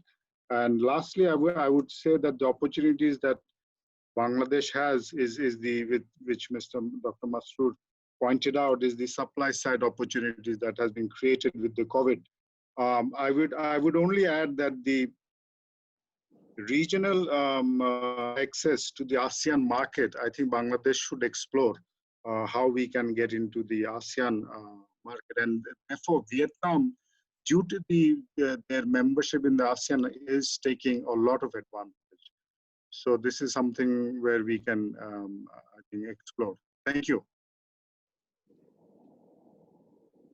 Thank you very much, Mr. Abul Qasim Khan. I think we're coming close to the end of our open discussion, keeping an eye on the clock. I would like to request Mr. Nurul Kabir of FICCI to make a few remarks, but to please keep his remarks within 3 minutes if possible. Thank you. Thank you, President MCCI. Nihadapa, I will not take much time. I will take a maximum 2 minutes or less than 2 minutes. All points has been discussed, and basically the Mashroor Riaz has given the very good presentation. After that, the Naseem Manzoor and the CEO, GP, and the other speakers, especially Abul Qasim Khan and some others, has covered everything. It shows that Bangladesh has a lot of opportunities. Every time we are any dialogue, we are discussing on that matters. I like to actually humbly submit one thing, that we have been talking that private sector is the engine of the growth. But when we see the impediments of the regulators, especially financial regulator, NBR, is always a very big challenge for the business communities. I'm submitting a request that whether NBR can be divided into 2 divisions. One is a policy. Those are actually creating the policies for the in line with the 7 5-year plan or government visions and others for the growth of the country. The implementer and tax collector should be different. Otherwise, we have been facing enormous challenges for coming up a lot of SROs and others to meeting their targets. So tax collector and policy should be separate organizations, should not be same. And I like to request everyone to revisit the matters and please take the action. Maybe many problems will be resolved soon. Thank you very much. Thank you very much, Kirame. That was a very succinct point made by you. I would now like to request the President of Dhaka Chamber, Mr. Shams Mahmood, to summarize the discussion so far. Thank you, Madam President. First of all, thank you everyone for joining today's program. This is this is the 3rd program we are having from Resurgent Bangladesh in a series of programs that we will do. So if I just sum up, Mr. Kedar Lele has said that there should be transfer of technology, cross-border transportation simplification should be there, and we should look into value addition into our supply chain, and also reconsider the clause of tax on promotion, which we saw in the latest budget, which has been a concern by a lot of stakeholders, and especially from the private sector who are engaged in export as well as the local market. Then Mr. Naseem Manzoor, he also addressed the point that existing investors should be addressed first, and their problems should be addressed in a very fair way, and there should be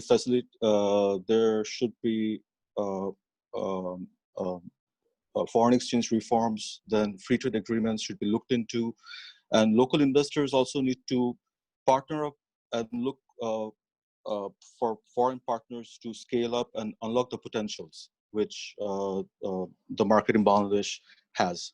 Mr. Yasir Azman, he said that local success stories should be showcased, and success stories should be shared with potential investors, and also tax and VAT should be rationalized with predictability. Then Mr. Musharraf Hossain, our former chairman of the NBR, he said that there should be a continuation of policies, and it should be rationalized and also modernized, and technology should be introduced for filing taxes and VAT. Ms. Nuria Lopez, the president of Spanish Chamber of Commerce in Bangladesh, emphasized the point that economic diplomacy needs to be strong because it plays a very important part in attracting FDI.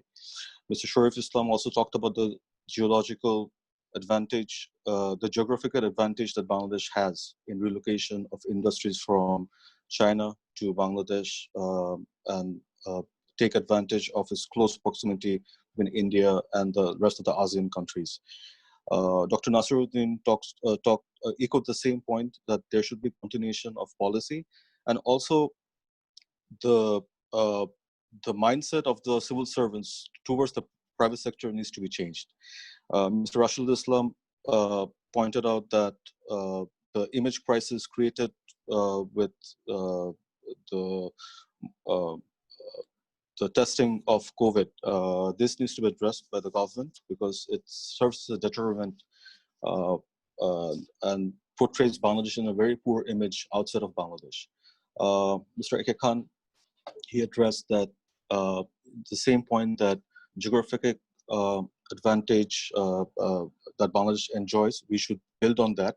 FTAs need to be looked into. And the same thing that civil servants need to change their perception about the private sector. And Mr. Nurul Kabir, he talked about that the time has come, maybe we should look for reform of the NBR. I just want to take 2 minutes, Madam President, if you would allow me. Certainly. I would like to share my personal experience regarding this. Recently, like 2 months back, we just took over the first and the largest Italian investment in Bangladesh. And it was a textile mill.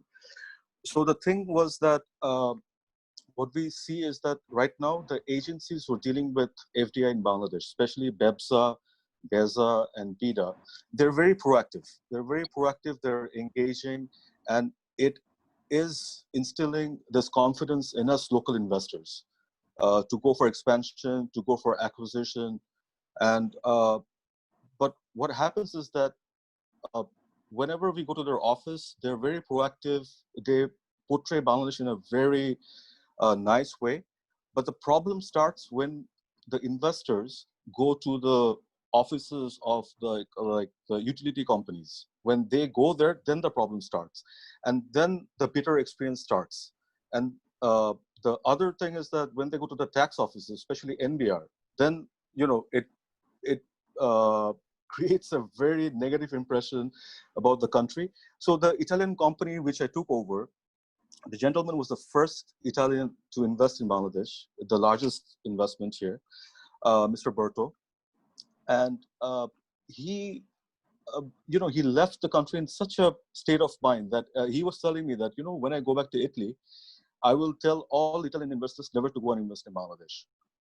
And the thing is that his main problem was that when he went for a gas connection, the utility company, the way Titash Gas dealt with him, he was very disappointed. And so I think we need to address the concerns of local investors. At the same time, see, when I'm dealing with BEPSA, I know the Honorable Executive Chairman of BEPSA is here today.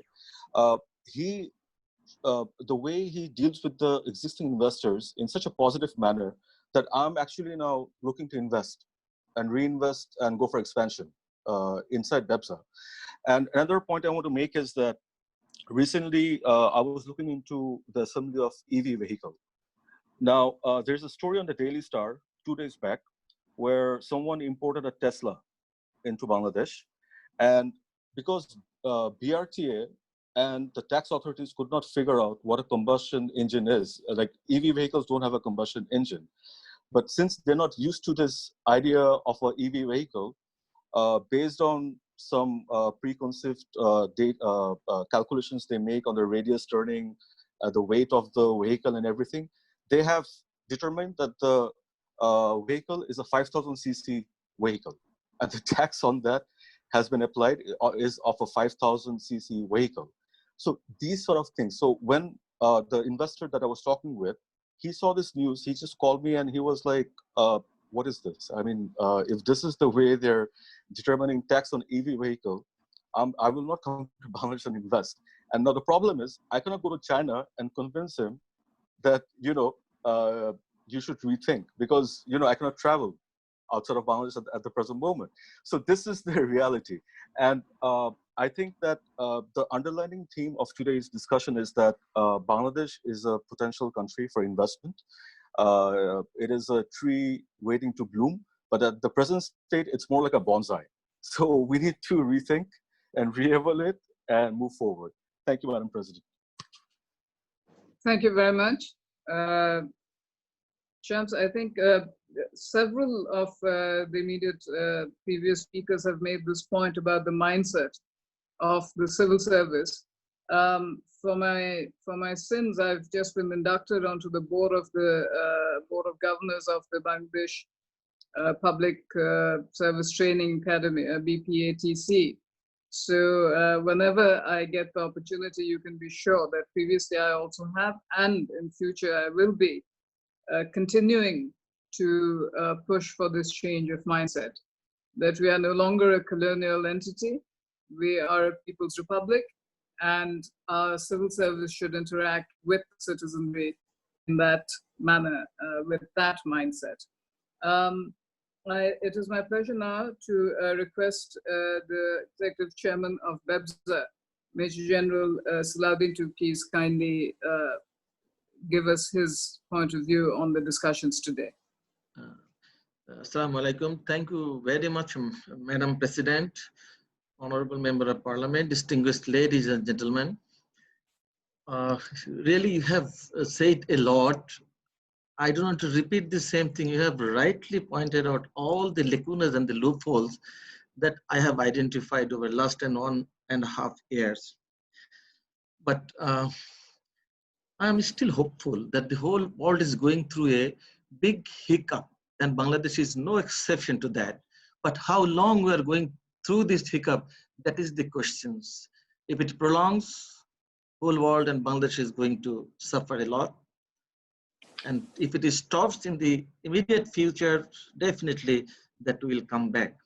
Total 38 countries that they have really invested in Bangladesh, and the foreigners, especially China, Korea, they have invested, they are exporting. The national export target is 74% this year, but the BEBSA has achieved over 82%. You'll be very happy to know that in the pandemic that we have a lot of foreigners, at least 3 foreigners have come and they have invested over 15 million. So I have no problem with the investment at BEBSA because so many investors, they are waiting. Hong Kong is waiting, but the flight is not coming. The pandemic is not improving. That is how we are waiting. So the strategical location of Bangladesh and the labor incentive in Bangladesh, this is our platform. This is our strength. Only thing is that we need the situation to improve. And all other points they have said, I have to just I have to take more 1 minute's time. That's some of the recommendation that I would like to make. That the Bangladesh is the ranking in the business competitive index. If you need to take it further, the relevant laws, rules, and regulations really needs to be modified. And the financial service sectors need immediate overhauling and bringing positive changes in the banking law. You'll be very happy to know that I frequently talk to the Governor of Bangladesh Bank and the former Chairman NBR Musharraf Hussain Sir is a very nice man. I solved a lot of problems, and of late, that integration of export-import data with customs authorities, that is ASECUDA, is underway. And some of the integration with Bangladesh Bank is done. That is why my foreign investors are very happy because of the authenticity. All this, Mr. Ibrahim and all the CEOs, even Madam Nuria Lopez and my valued investors, Mr. Shams Mahmood, they have rightly pointed out, I don't want to waste your time by repeating many things. Yes, the policy level, lot of overhauling, very slow process. You know that my background is in military. I do, and I go to office and complete the things. No file stops in a day. I just sign and they go, even on Friday and Saturday. This is my mindset that my investor. But problem at the functional level, lower level. No problem with the top level.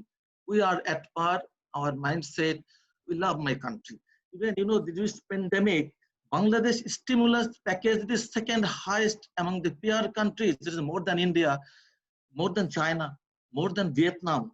This our Honorable Prime Minister, he has given 1 lakh and over 3,000 crore taka. But it is enough for a country like us where we are developing.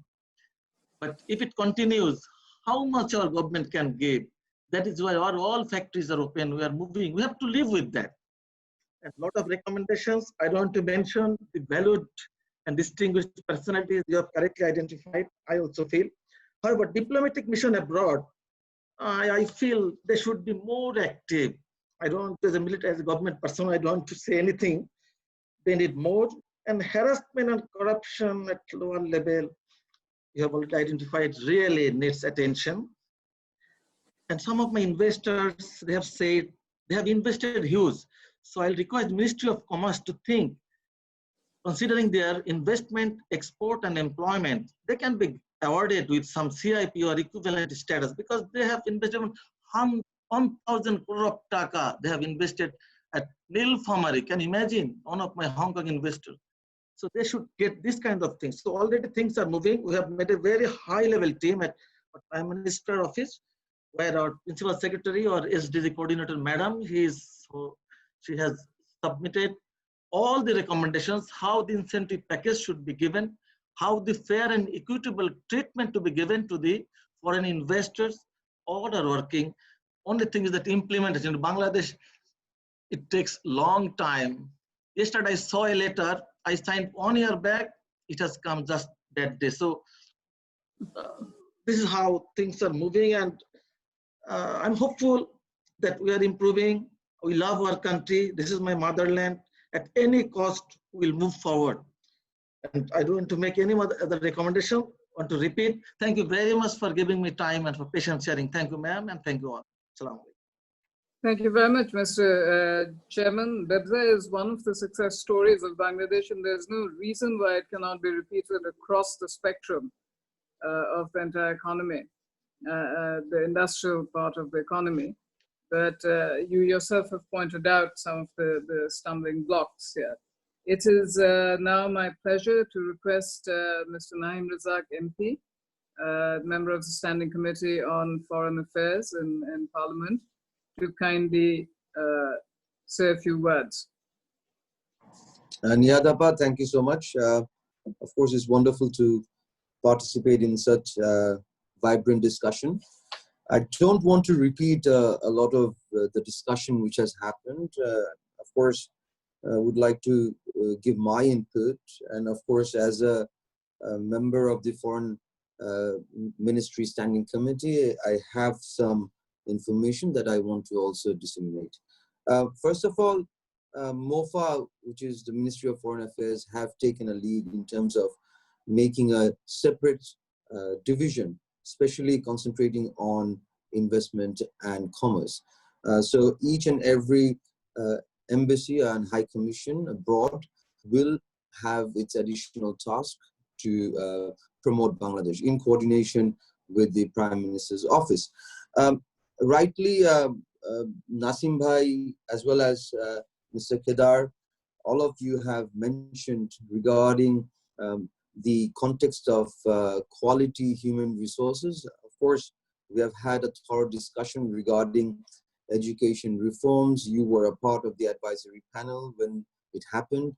If you see the context of the reforms, the vocational studies, which is a primary concern and a priority for the government of Bangladesh to promote vocational studies. But then again, we have individually tried to adopt different strategies so that the demand and curriculum-based approach is taken. Nasim Bhai, in a couple of years back, he was helping me out in terms of creating an incubation hub for polytechnic schools. Of course, that was promoted so that we have adequate quality employees coming out of the rural sector of Bangladesh. So these are some of the issues which are there. I don't want to review a lot of those things, but I want to actually concentrate on one part, which is implementation. We are all talking about positive Bangladesh, but then again, the implementation part, and of course, I do apologize to the executive chairman of BEPSA when he does say that his recommendation or his instructions has come back a year later, which has not been implemented. These are unacceptable norms. We cannot accept a statement when we say that our division is not working. NBR needs to reform itself, which have tremendous backlashing from the private sector. We cannot impose taxes on them, additional taxes on them, and expect them to invest furthermore. We need to have an open economy. Unfortunately, there is a lack of coordination between different institutions and divisions. But then again, there are some progresses also. And I'm very keen to actually hear from the chairman of BIDA regarding their approaches towards encouraging foreign direct investments. And more so because we have sought and we have always recommended a one-stop solution, which should have a priority in terms of dealing with foreign investors. That should be a priority, and they should have an executive power. Under the leadership of the Prime Minister, Honorable Prime Minister Sheikh Hasina, she has implemented and she has tried to promote foreign direct investment.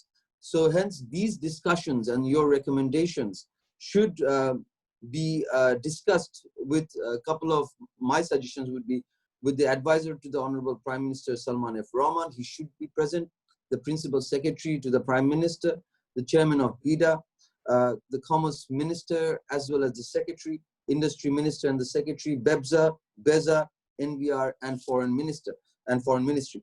So these are the key aspects that needs to actually follow through the implementation. We have very good policies, and I have noted down pretty much everything up here, whatever has been discussed.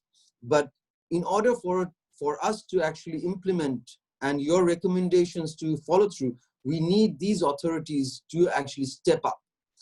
The image building of Bangladesh is not a low labor-based industry. That should not be the image. The image of Bangladesh should be, as been mentioned by Dr. Nasiruddin Ahmed, the geographical advantage that Bangladesh possesses and the potential that Bangladesh has been promoted or mentioned by Yasir Azman, as well as Mr. Kida has mentioned about the financing structure. This is detrimental to the economy when we do not see the local financial institutions being very keen on diversifying the economy, on the economic sectors. So these are very important aspects that needs to be addressed. And the urgency is not tomorrow, it's today.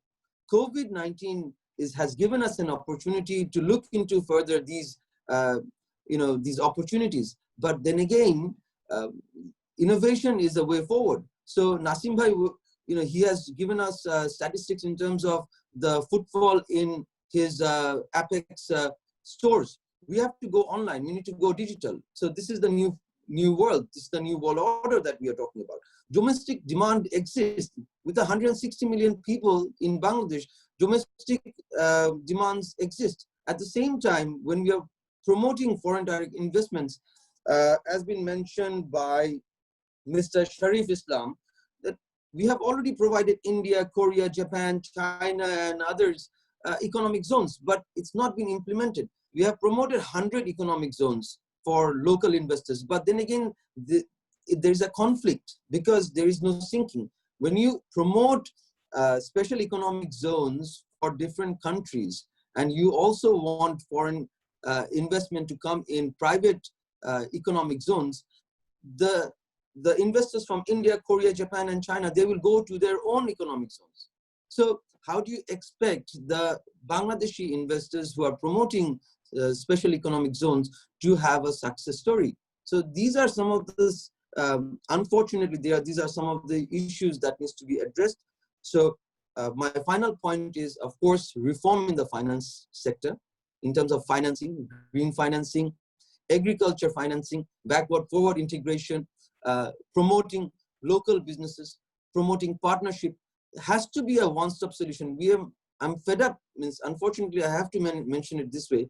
I'm really fed up in actually defending a lot of these things. We really need to step up. One-stop solution is the responsibility has been taken up by BIDA. So BIDA needs to step up and have to have the executive power to actually talk to relevant, or when we talk about utility, when we talk about Bangladesh Bank, we need to talk about export promotion zones. We need to have BIDA to step up and take up a lead in making Bangladesh a ease to business area. And the image focus is being promoted. I personally have been engaged. I just want to take 1 minute and finish up. I have been personally engaged with the Ministry of Foreign Affairs and the Ministry of Commerce. We have had a plan, I think still ongoing, in next year, January, to promote Bangladesh and have a rebranding and refocusing Bangladesh internationally as well as locally. So next year we are hopeful that every year that we have the Banijya Mela. So the Banijya Mela will be shifted to the new location in Purvachal, and along with it, we are planning to have a significant amount of investors to come in. In that regards, of course, Commerce Ministry and myself and the Principal Secretary to the Prime Ministers will be having a conversation at some given point of time so that we can have all of your inputs and of course take Bangladesh forward in the way that we and this generation thinks Bangladesh should take a leap and frog in terms of economic prosperity. Thank you.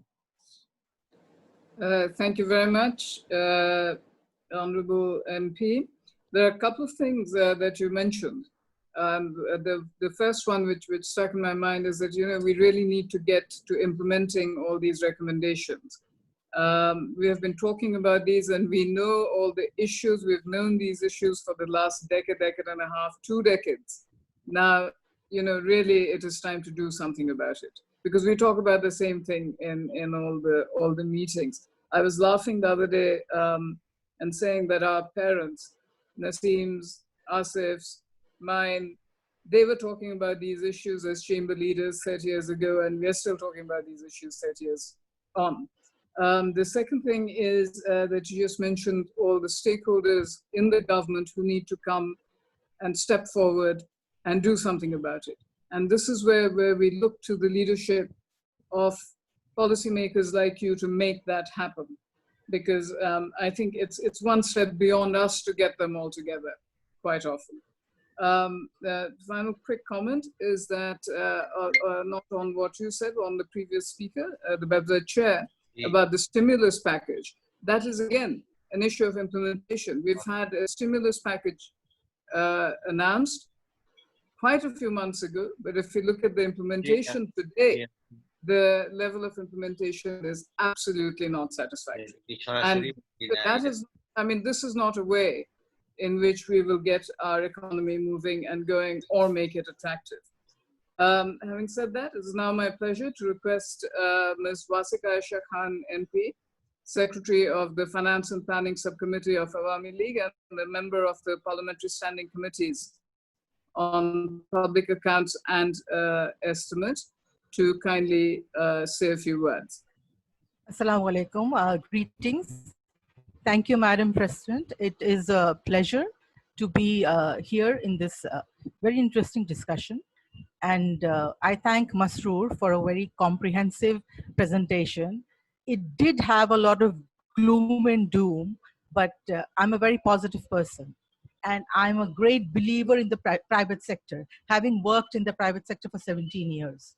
And I know the economy of Bangladesh is where it is now through a lot of the steps taken by the private sector.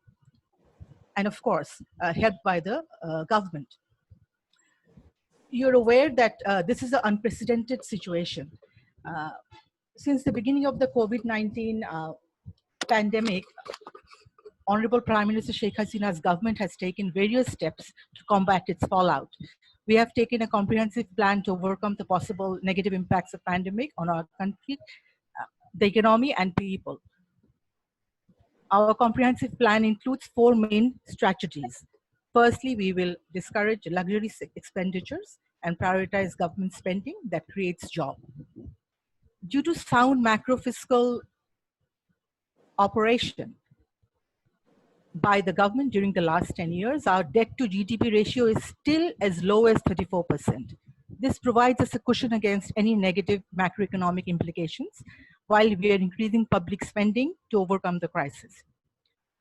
Secondly, we are creating loan facilities through commercial banks at subsidized interest rates for affected industries and businesses, so that they can revive their economics activities and maintain competitiveness at home and abroad. Third strategy is to expand the coverage of the government social safety net programs to protect the extreme poor and low-paid workers of informal sector from the sudden loss of their source of earning due to pandemic. Finally, we will increase money supply to the economy while making a delicate balance between increased money supply and possible inflationary pressure. In light of the comprehensive plan and strategies described, there are, you know that the number of stimulus packages to support the emergency healthcare services to protect jobs and to achieve smooth economic recovery. The packages declared so far are totaled Taka 103,117 crores.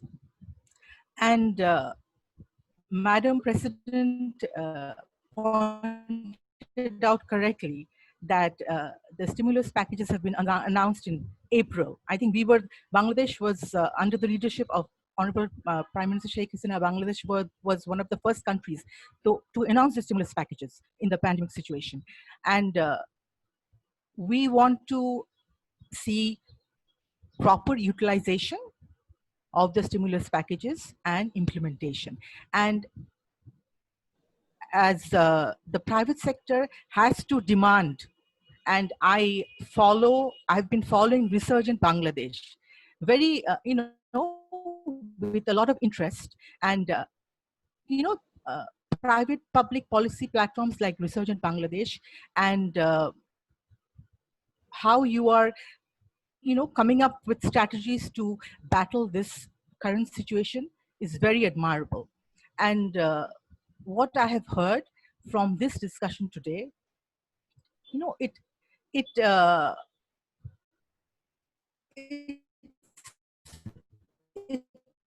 very comprehensive, and it pointed out real scenarios.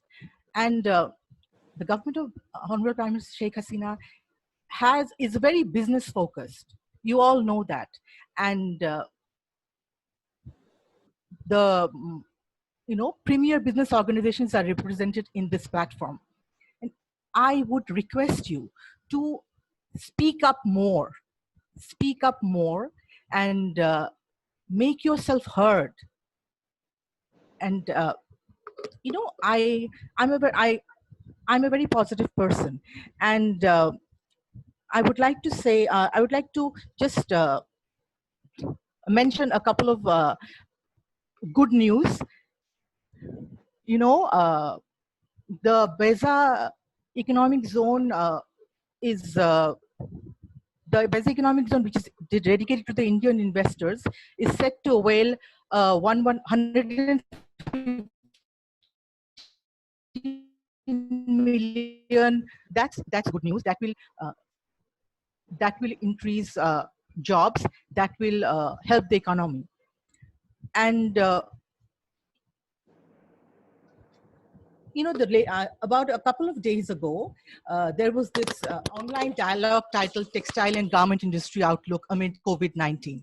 A World Bank senior economist clearly pointed out that productivity of Pakistani enterprises was quite low compared to Bangladesh. It has been correctly pointed out here that we need to brand Bangladesh positively, more positively. How resilient our people are, how innovative our people are, and how innovative our private sector is. In this forum, I would have liked to see, I'm sure that we have to mention the pharmaceutical sector, who are doing very well, and the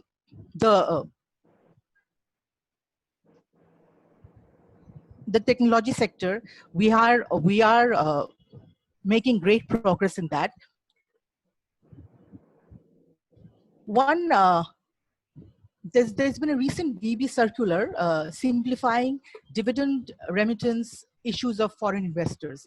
That should be good news for our investors from Unilever and GP. And Madam Nuria Lopez of the Spanish Bangladesh Chamber of Commerce and Industries. But you know, there is also something which happened lately. The latest auction of 2-year T-bills was more than BDT 4,500 crore, much bigger than any of the recent auctions. But does that mean that banks have more appetite for GOP securities than to invest in the private sector? I think the private sector has to, you know, think about this, and the government will, of course, have to work and so that Bangladesh Bank, you know, invest more in they pick up some of the T-bills, and not let all the banks, or only the banks take them all. Okay, and you know, I feel that digitization, good governance, and accountability is very, very important. And of course, everybody has spoken about the ease of doing business ranking. Our Prime Minister is committed to take this to the double digit, our ranking to double digits. But in this situation, it's going to be difficult. But Bangladesh has worked under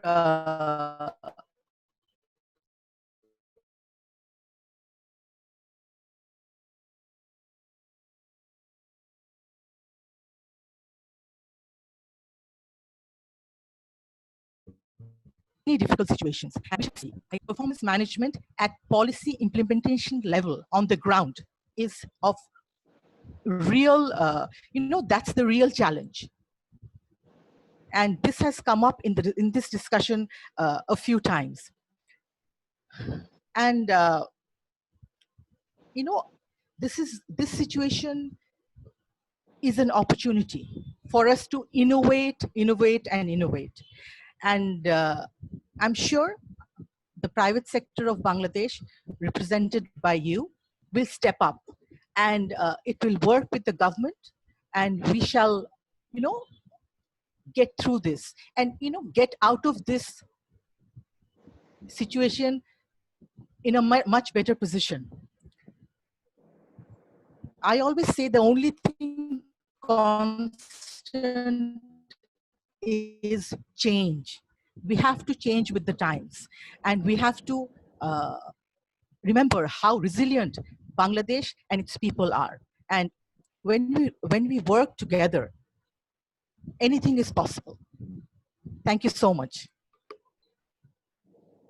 Thank you very much, Honorable Member of Parliament. I think one thing that we want to take you up on is that you and Mr. Naeem Razak, MP, MPs like you will be our voice inside government, presenting these concerns of ours to the policymakers and making sure that the implementation machinery really takes off.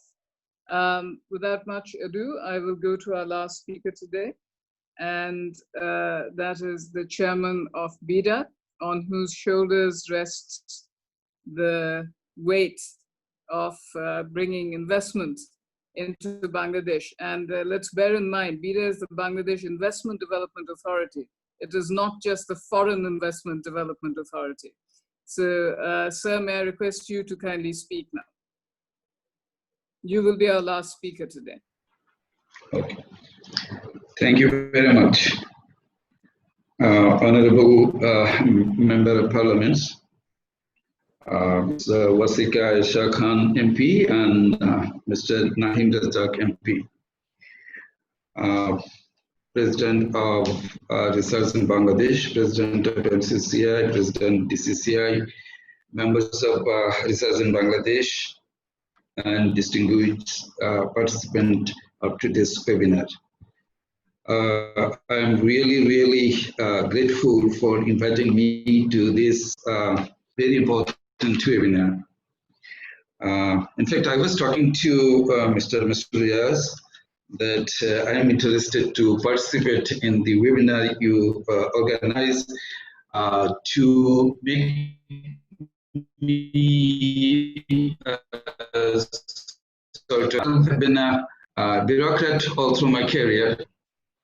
And now I am heading one of the very important organization of the government whose responsibility is to promote investment.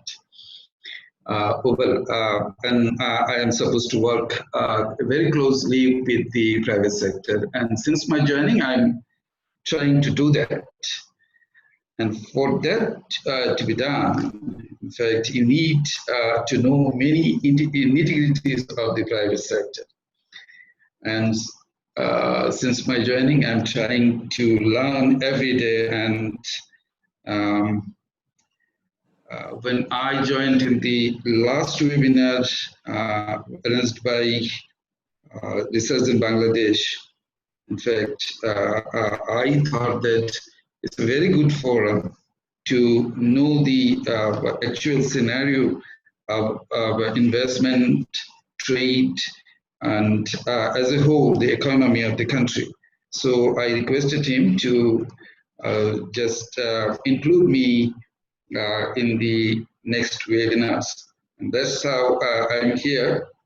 But I'm really, really glad to see that you have invited two of the members of the parliament who can really bring forward the cause of the private sector through legislative efforts. And I must thank Mr. Masurias for a very wonderful presentation. He touched upon many facets of the economy that is Bangladesh is going through during this very tough time because of the COVID-19 challenges. It is not only Bangladesh, the whole world is going through a very difficult time. And the difficulty that has been posed by COVID-19 also put Bangladesh in a challenge because this created not only supply side challenge, both supply side and demand side challenges, and also policy challenges. So there are real challenges that have been highlighted by the keynote speaker, and he also recommended some of the very important steps that needs to be taken by the government. And later on, the speakers also echoed the same things, in fact. I like some of the very important discussions. Many of the discussions, in fact, talked about that Bangladesh should not project itself as a cheap labor market only. That Bangladesh has the competitiveness in work. Bangladesh has a skilled labor force. Particularly, I want to refer to the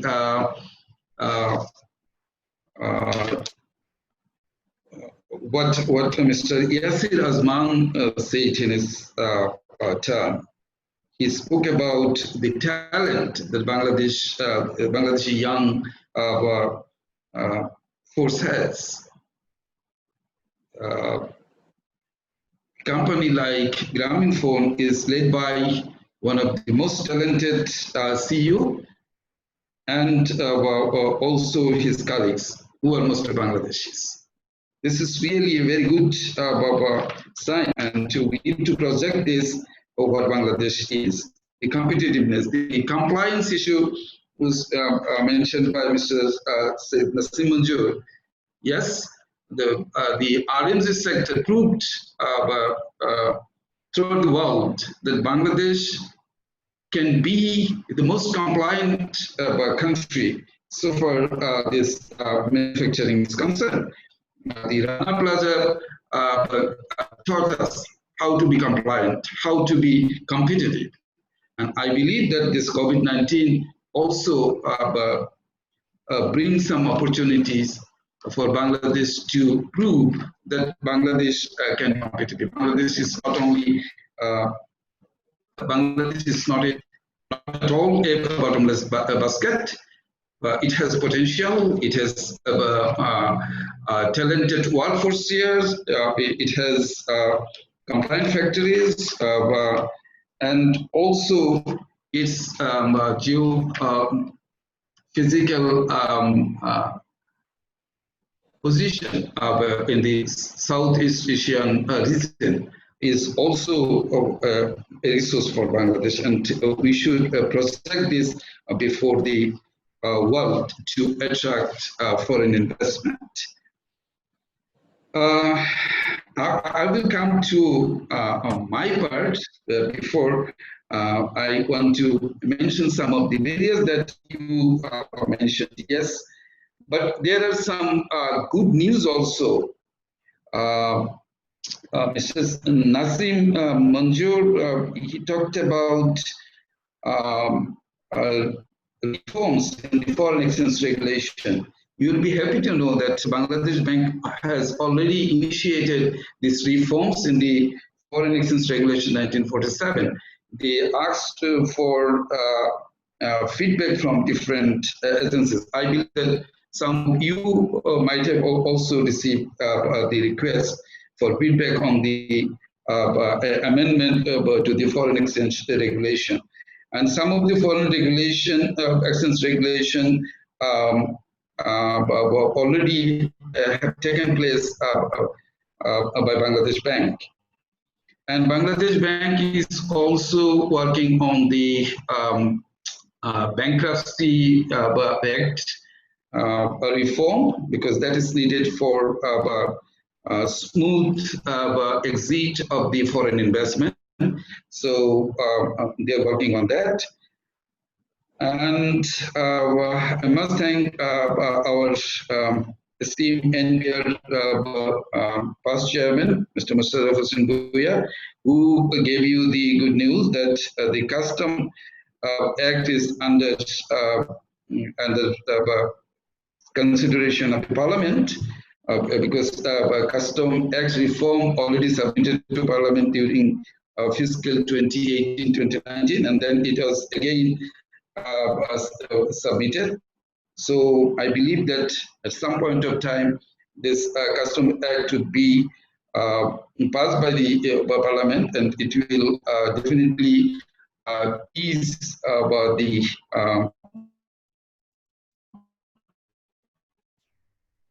for our business people. But at the same time, I also must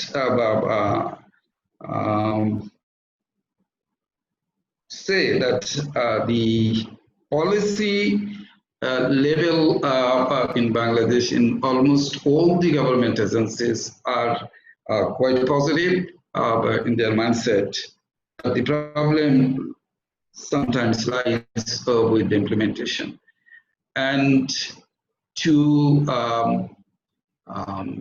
overcome this challenge, I already, we had a meeting on 7th of July on NCMID, I mean the National Committee on Implementation of Doing Business Reform, headed by the Cabinet Secretary. I, in fact,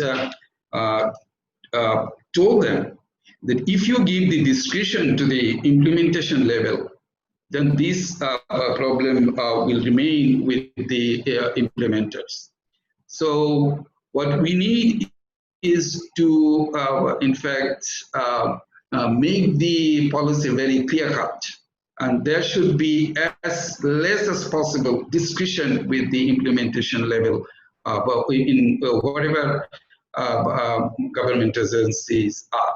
It is not only with the NBR, not only with Bangladesh Bank, in all other government agencies, we should, in fact, reduce the discretionary power of the government officials. So for that, we need a very well thought of policy regime in our country. And we should think ahead. I like the idea of making NBR policy for like 5-year plan. And I am learning from you, definitely, learning from the private sector. I am advocating for the stable policy. In fact, discourages the foreign investor to come to Bangladesh invest in India. So the policy regime should be stable. At least it should, whatever the policy is, even the tax might be high, but it should remain stable for at least 5 years, 6 years, or if not for that long time, maybe 3 years. But it should be known to the people who are going to invest in Bangladesh, because the investors, so when they invest, they have a plan. So if after 2 years they see that the policy changed, they cannot overnight change their plan. So this is very, very important, and I'm advocating this on your behalf with the government agencies. Now, BIDA as the investment promotion agency, sometimes we call the Apex investment promotion agency. No, there are at least 4 investment promotion agencies in Bangladesh, and everyone is working in their own sphere independently. Bangladesh Investment Development Authority, BIDA, is given the coordinating role for this ease of doing business. And part of ease of doing business is the one-stop service. So BIDA is relentlessly working very hard to improve on the World Bank ease of doing business index. As a result, you know that last year Bangladesh improved 8 notches from 176 to 168, which is not, to me, at all a matter of complacence, because out of 190, we are 168, whereas our competitors are ahead of us by, maybe some of them are ahead by 100. Not on the part of BIDA. So BIDA is working hard to improve on this ease of doing business But as I mentioned in many occasions, that the World Bank ease of doing business index is based on a very narrow framework. The business ease of doing business is has a much wider scope, and BIDA is working on that also, and working with the private sector. This year, in fact, we submitted 23 reform proposals under 7 of 10 indicators of the World Bank ease of doing business scheme. And we could not finish the reform proposals for the 3 other indicators. Barrister Nihat Kabir is aware of that we started working on the resolving insolvency and also the what we call the what is that the resolution of our disputes, enforcing a contract. We started working on these 2 indicators also, but because of the pandemic, in fact, we could not finish our work. However, we hope that we will have some improvement this year on World Bank Ease of Doing Index, definitely, but maybe not up to our expectation, because we expected to do much more this year, but because of this COVID-19 pandemic, we had to stop. Stopping ourselves. In fact, we are working on ease of doing business online. We have the last virtual meeting with the cabinet secretary and 15 other senior secretaries and secretaries, and also some of the agency heads on 7th of July.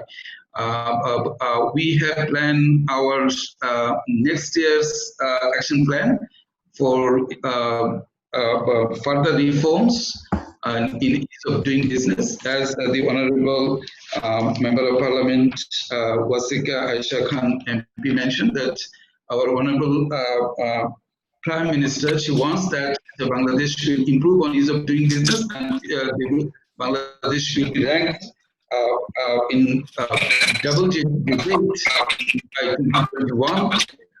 We are working towards that end, and we had detailed problem. Can you hear me? Mr. Niyat Kabir, can you hear me? There's We some. can hear with a little bit of disturbance, but we can hear you. Please go on. Please go ahead. Okay. Okay. Thank you.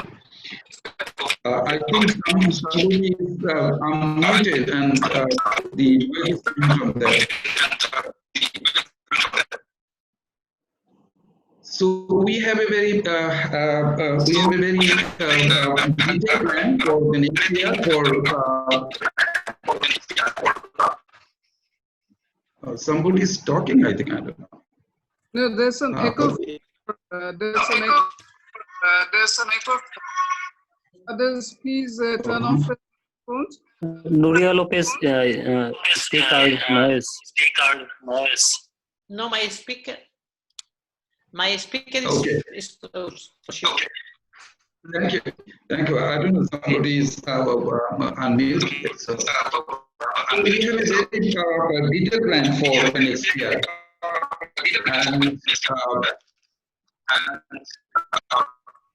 And Nuria, we plan to have put your mic on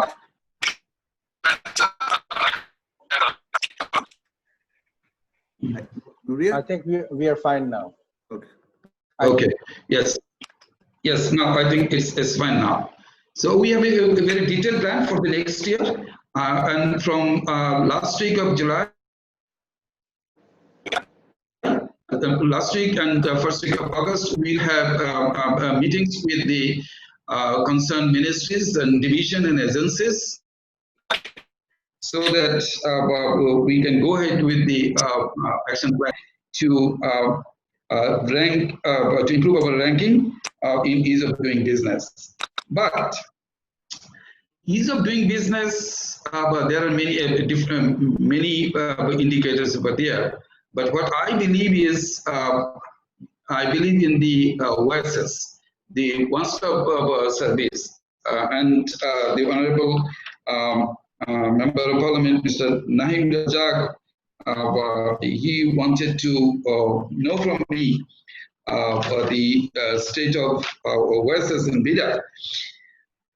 So in fact, BIDA has its one-stop service running from February 2019, and is providing 18 services online, 14 services of its own, and also 4 services of 3 other organizations like RGSC, NBR, and Sonali Bank.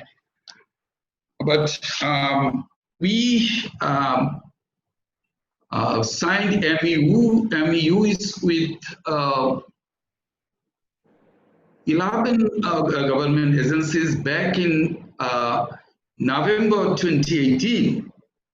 I'm sorry to say that almost 2 years elapsed. We could not integrate with all the 10 or 11 organizations. because they could not make themselves ready to be integrated. They need to develop their API and integrate with BIDA API. We are pressing on them. We are asking them to expedite their API development. Somehow they could not do it. I must thank our honorable advisor for private investment, private industries and investment, to honorable Prime Minister, Mr. Salman Fazul Rahman. He is taking keen interest in ease of doing business as well as operationalizing the BIDA OSS, the integration of different services of different agencies. We have so far 12 MEUs signed with 11 agencies, and another 10 MEUs are underway. We have a meeting last week with the agency heads of the government who are going to sign these MEUs. And once these 10 MEUs are signed and API developed on their end, we believe that by end of this year, we'll be able to connect more than 20 government agencies, and we can provide interoperable services, around 52 services. But all that depends on the proactiveness of the government agencies on the other end. But from BIDA's end, we are keeping on putting pressure on those agencies so that they come up with their API development as soon as possible. And then we have a plan to connect more government services. In total, it is around 150 services of the government that are needed by the private sector. And if I believe that if we can automate it, or if we can automate all these services, then the problem of private sector at the implementation level will be coming down, because that's the real challenge. And for that, once it is integrated, then the discussion will be much less, much reduced, and the private sector will get, I think, better services from the government agencies. And these are needed for both the local investors and foreign investors. Barrister Nihat Kabir, you are very right. BIDA is not meant for only foreign investors for FDI. BIDA is meant for all the investors, both local and the foreign investors. And as you know that from the very beginning of this difficult time, BIDA is trying to engage itself with the private sector through online platforms. And we have had more than 10 meetings by this time. So I want to come into my space. Before I finish, I must thank Ms. Nuria Lopez, the president of Spanish Bangladesh Commerce Industries, for her work. Bangladesh wants to be a partner to EU, not a donor and a recipient country. We want to be partners. And I will be very happy if I can contact you to have some sort of virtual meetings with the European businesses. Because of this difficult to move personally to go to some of the European countries and arrange some seminars or roadshows or something like that. But we in BIDA, we are preparing ourselves to arrange virtual roadshows, webinars, something like that. If you think that you can cooperate with BIDA, will be more than happy. And I must thank Mr. Naheem Razak for his proposal that this sort of in this sort of webinar, we need to include the prime government agencies like Ministry of Commerce, Ministry of Industries, NBR, Bangladesh Bank, and also Ministry of Foreign Affairs. I was thinking that I would request you to invite them when you arrange this sort of webinar on investment, because this is very, very important, because they are ultimately, we need their cooperation. BIDA, BEZA, BEBJA, or High-Tech Park, they cannot, in fact, implement all the recommendations you made. We need to go to them.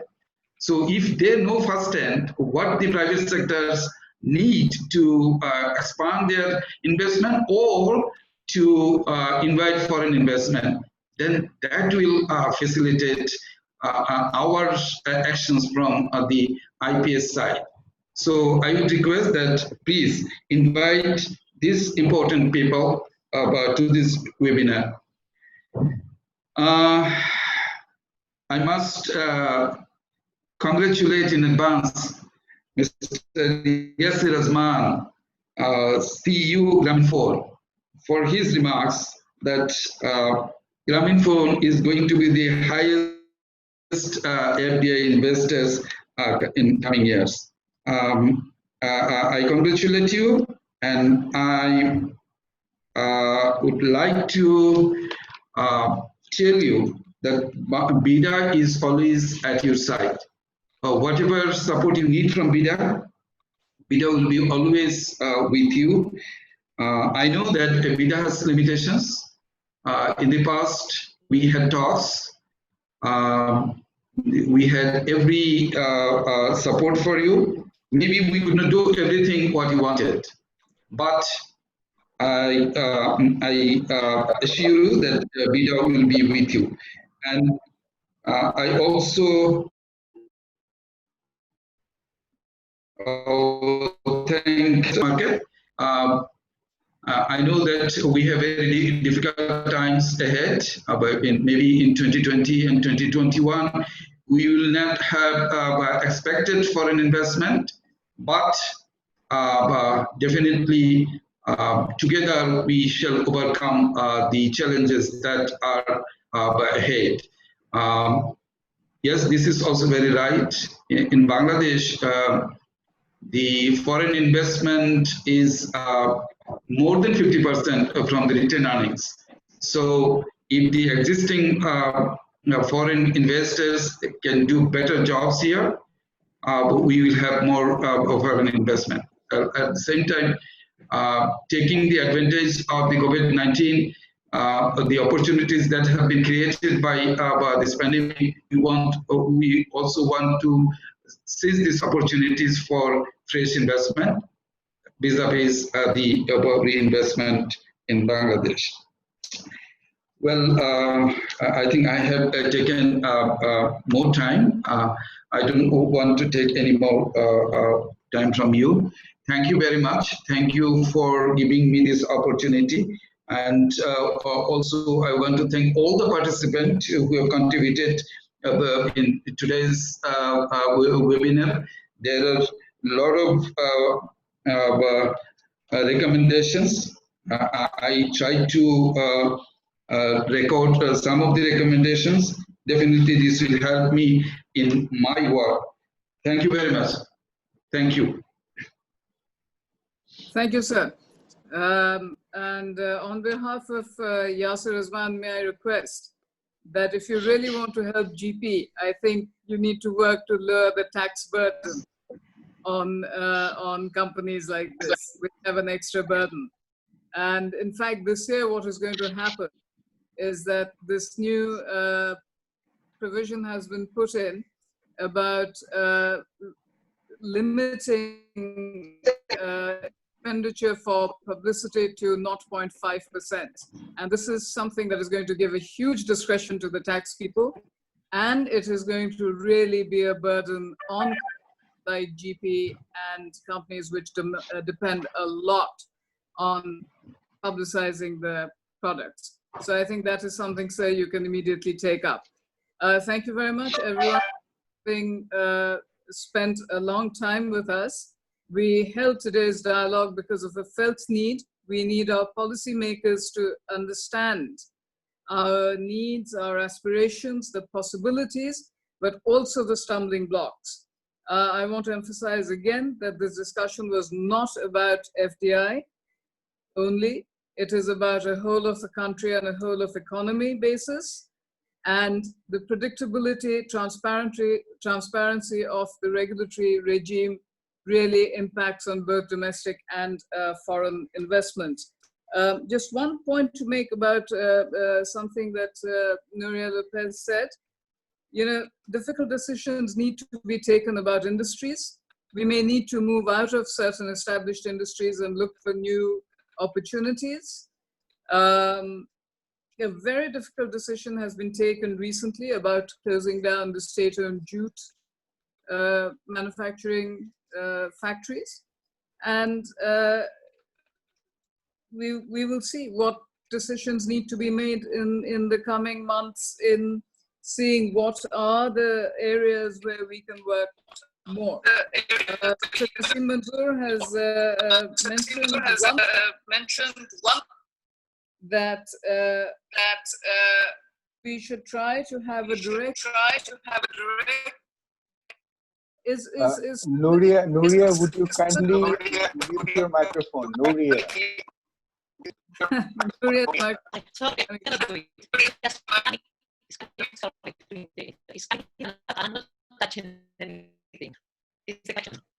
Yeah, Asif, can you? Yeah, good, thank you.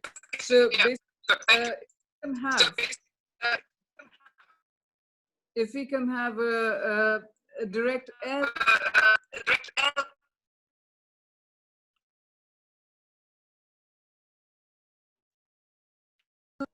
We now have linked through Biman directly only, I think. That's one. Another point that I would like to make, and this again, be the chairman and the honorable members of parliament who are here, there is this provision in the income tax law that 10% incentive is given to tax officers for collection of tax. And that creates a huge moral hazard. It is the job of tax officers to collect tax, and they should not be getting incentives for collection. I have personally, as a lawyer, had experience of this, where 70 crores was claimed from one of my clients twice, so that particular officers could get their 10% from that incentive. So that creates a huge moral hazard. Anyway, that's a particular issue. Let us, as our speakers have earlier,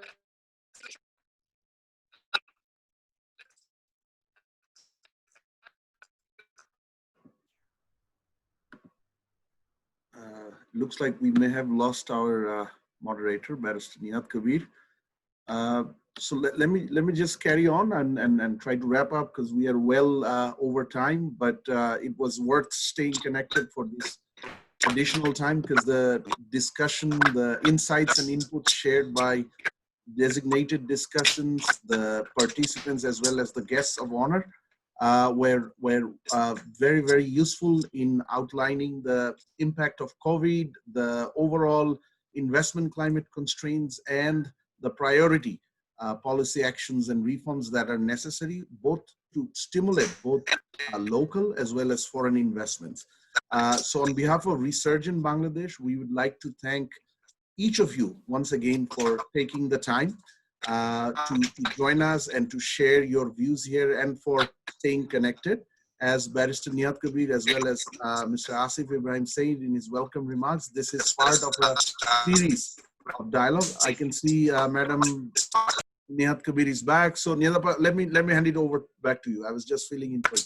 Please unmute him. You are on mute. You are on mute. Thank you. Yeah. Thank you. No, I somehow got disconnected.